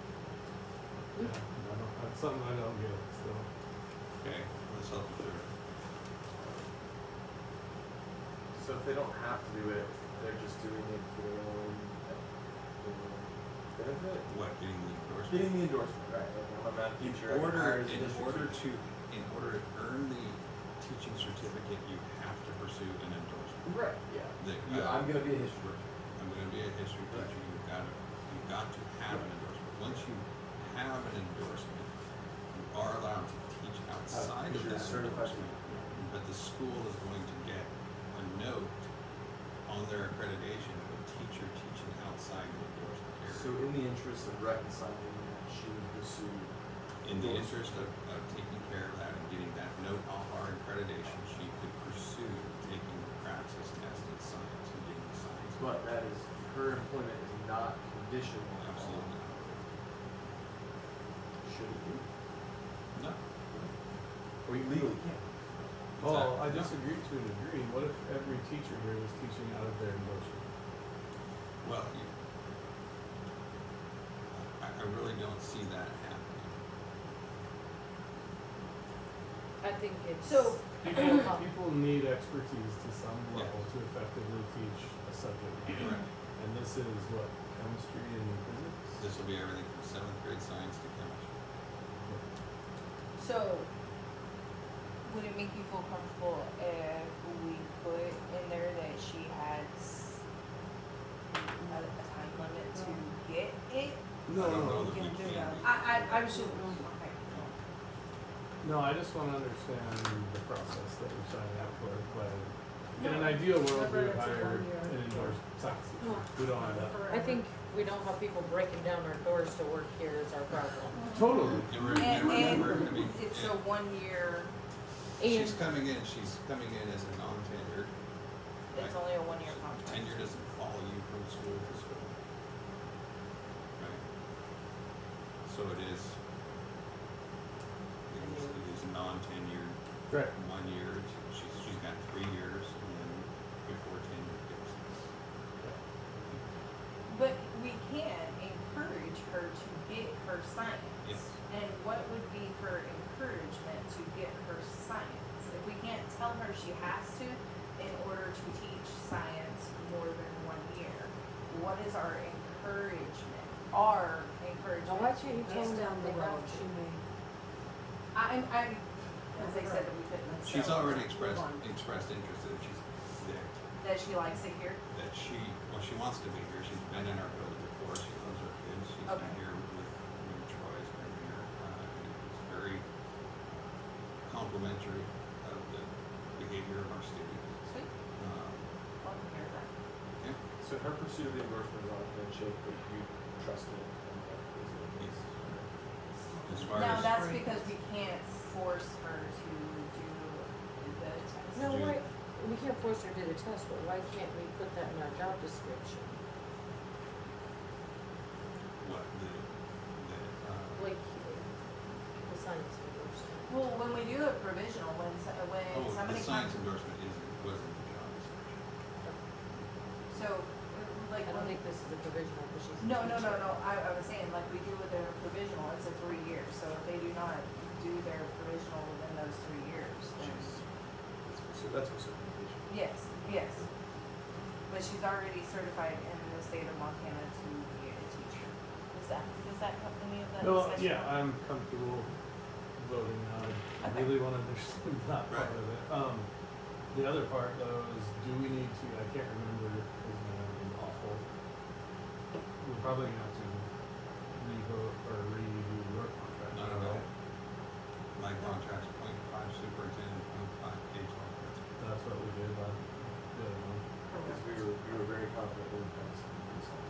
That's right. Perfect. Okay, sorry. Thank you. And I'm equally confident that I know a guy that can help her with it. Okay, can we, Ms. Hagan, we do a vote?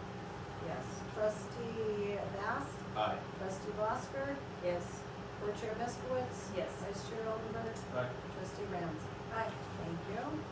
Okay, item 7M, consider approval is for school year 26-27 athletic personnel. Would you guys like to do 1 and 2 or Yes. separate? Let's do them together. Okay, I make a motion that we consider approval for school year 26-27 athletic personnel. 1, A. Johnson, AAD. 2, I. Brown, JHFBHC. So I'm guessing that's assistant athletic director and junior high football head coach. There. Second. Okay. okay, Alright. public discussion. Yeah, that's me. Kyle. Okay, we're ready to vote. Okay, Mr. Ramsey. I recommend the board approve the appointment of Eric Johnson as Assistant Athletic Director for the 26-27 school year, and I also recommend approve the appointment of Ian Brown as the junior high football head coach for the 26-27 school year. Okay, any discussion? Okay, Trustee Bass. Aye. Trustee Bosker. Yes. Co-chair Meskowitz. yes. Vice Chair Oldenburg. Alright, Trustee Ramsey. Aye. Thank you. Motion carries. Item 7, and consider, would you guys like to do all of these together or separate? Yeah, together. Okay, consider approval of, for the school year 26-27 extracurricular advisors. I motion to consider approval of school year 2026-2027 extracurricular advisors 1 through 6. I second. Public discussion? Mr. Ramsey? I recommend the board approve the appointments of the listed extracurricular advisors for the 26-27 school year. They've all volunteered to serve in these roles in accordance with the recently approved memorandum of understanding with the Knoxon Education Association. Their willingness to take on these additional responsibilities provides valuable opportunities for student leadership, class activities, and school engagement beyond the classroom. We're still seeking volunteers to fill the 11th and 12th grade advisor positions, and we'll bring those recommendations to the board for approval once volunteers have been identified. Okay, I have a question.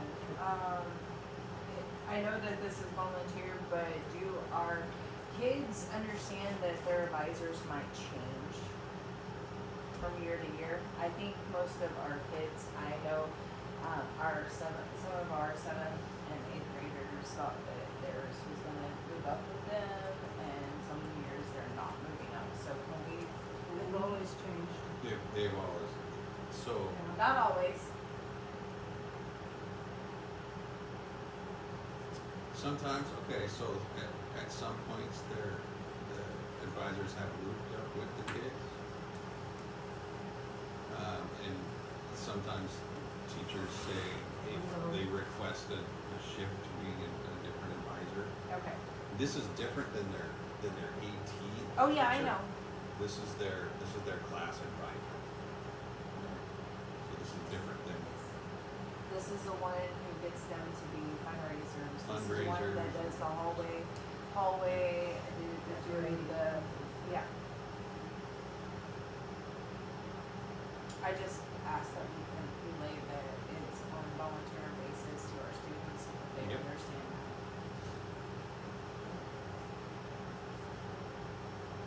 Any further discussion? And what happens if we don't have anybody for 11th or 12th?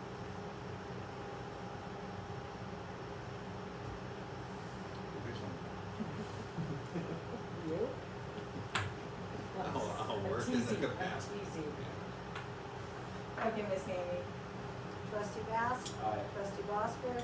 Yes. Co-chair Meskowitz. Yes. Vice Chair Oldenburg. alright, Trustee Ramsey. Aye. Thank you. All carries. Item 7O, consider approval of school year 26-27, the substitute staff list. I make a motion, we consider approval of the school year 26-27 substitute staff list. I second.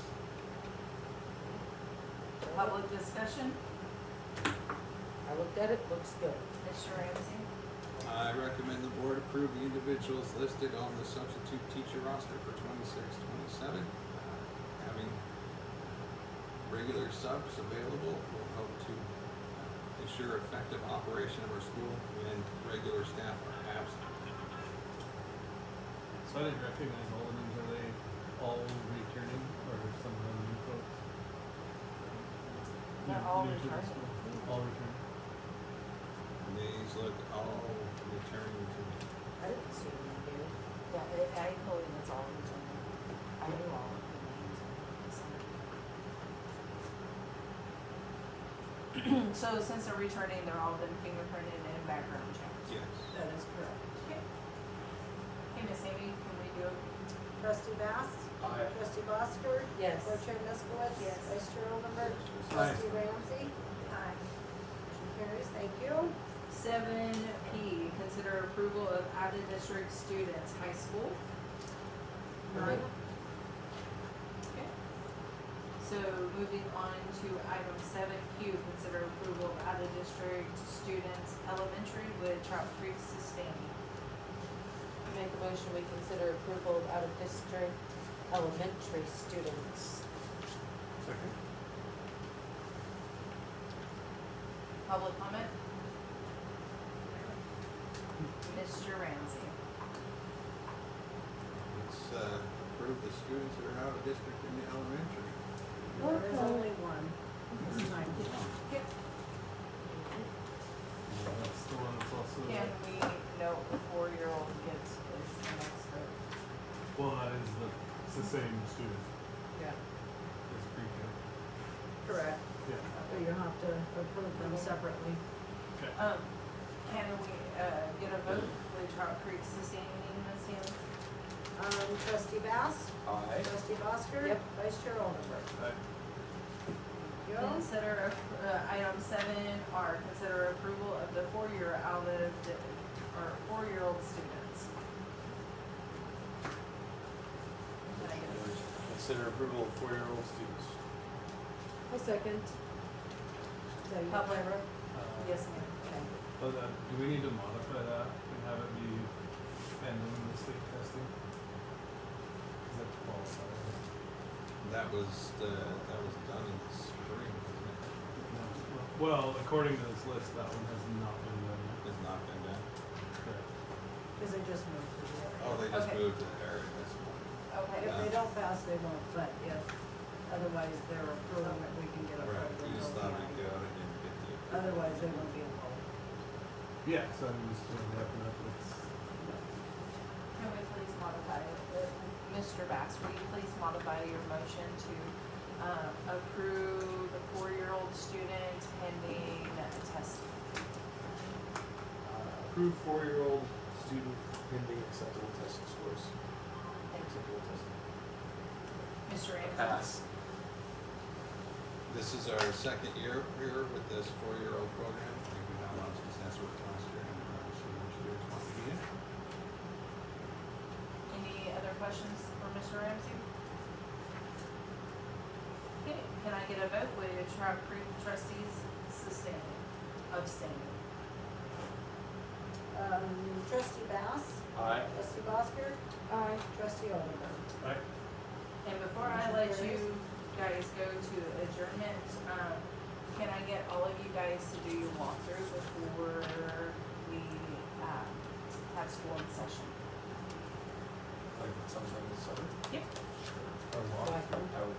Every year we're to do a trustee walkthrough. Oh, for last year if we didn't do it? No, it's for this year, 'cause we started in the new year. And nobody did their walkthrough with Mr. Ramsey, and now that we have no kids or staff in the building, it's the perfect time to do a walkthrough. So you can Just to schedule see it. the condition of the Yeah, building, blah, blah, and blah. it just checks off that policy That's checklist. gotta be this year. I have the building very frequently. Not with Mr. Ramsey or Mr. Dan. Okay, do we have a motion You to do your adjourn? motion. Motion I- to adjourn. Any time, please? Yes, it's for 9:55. 9:55.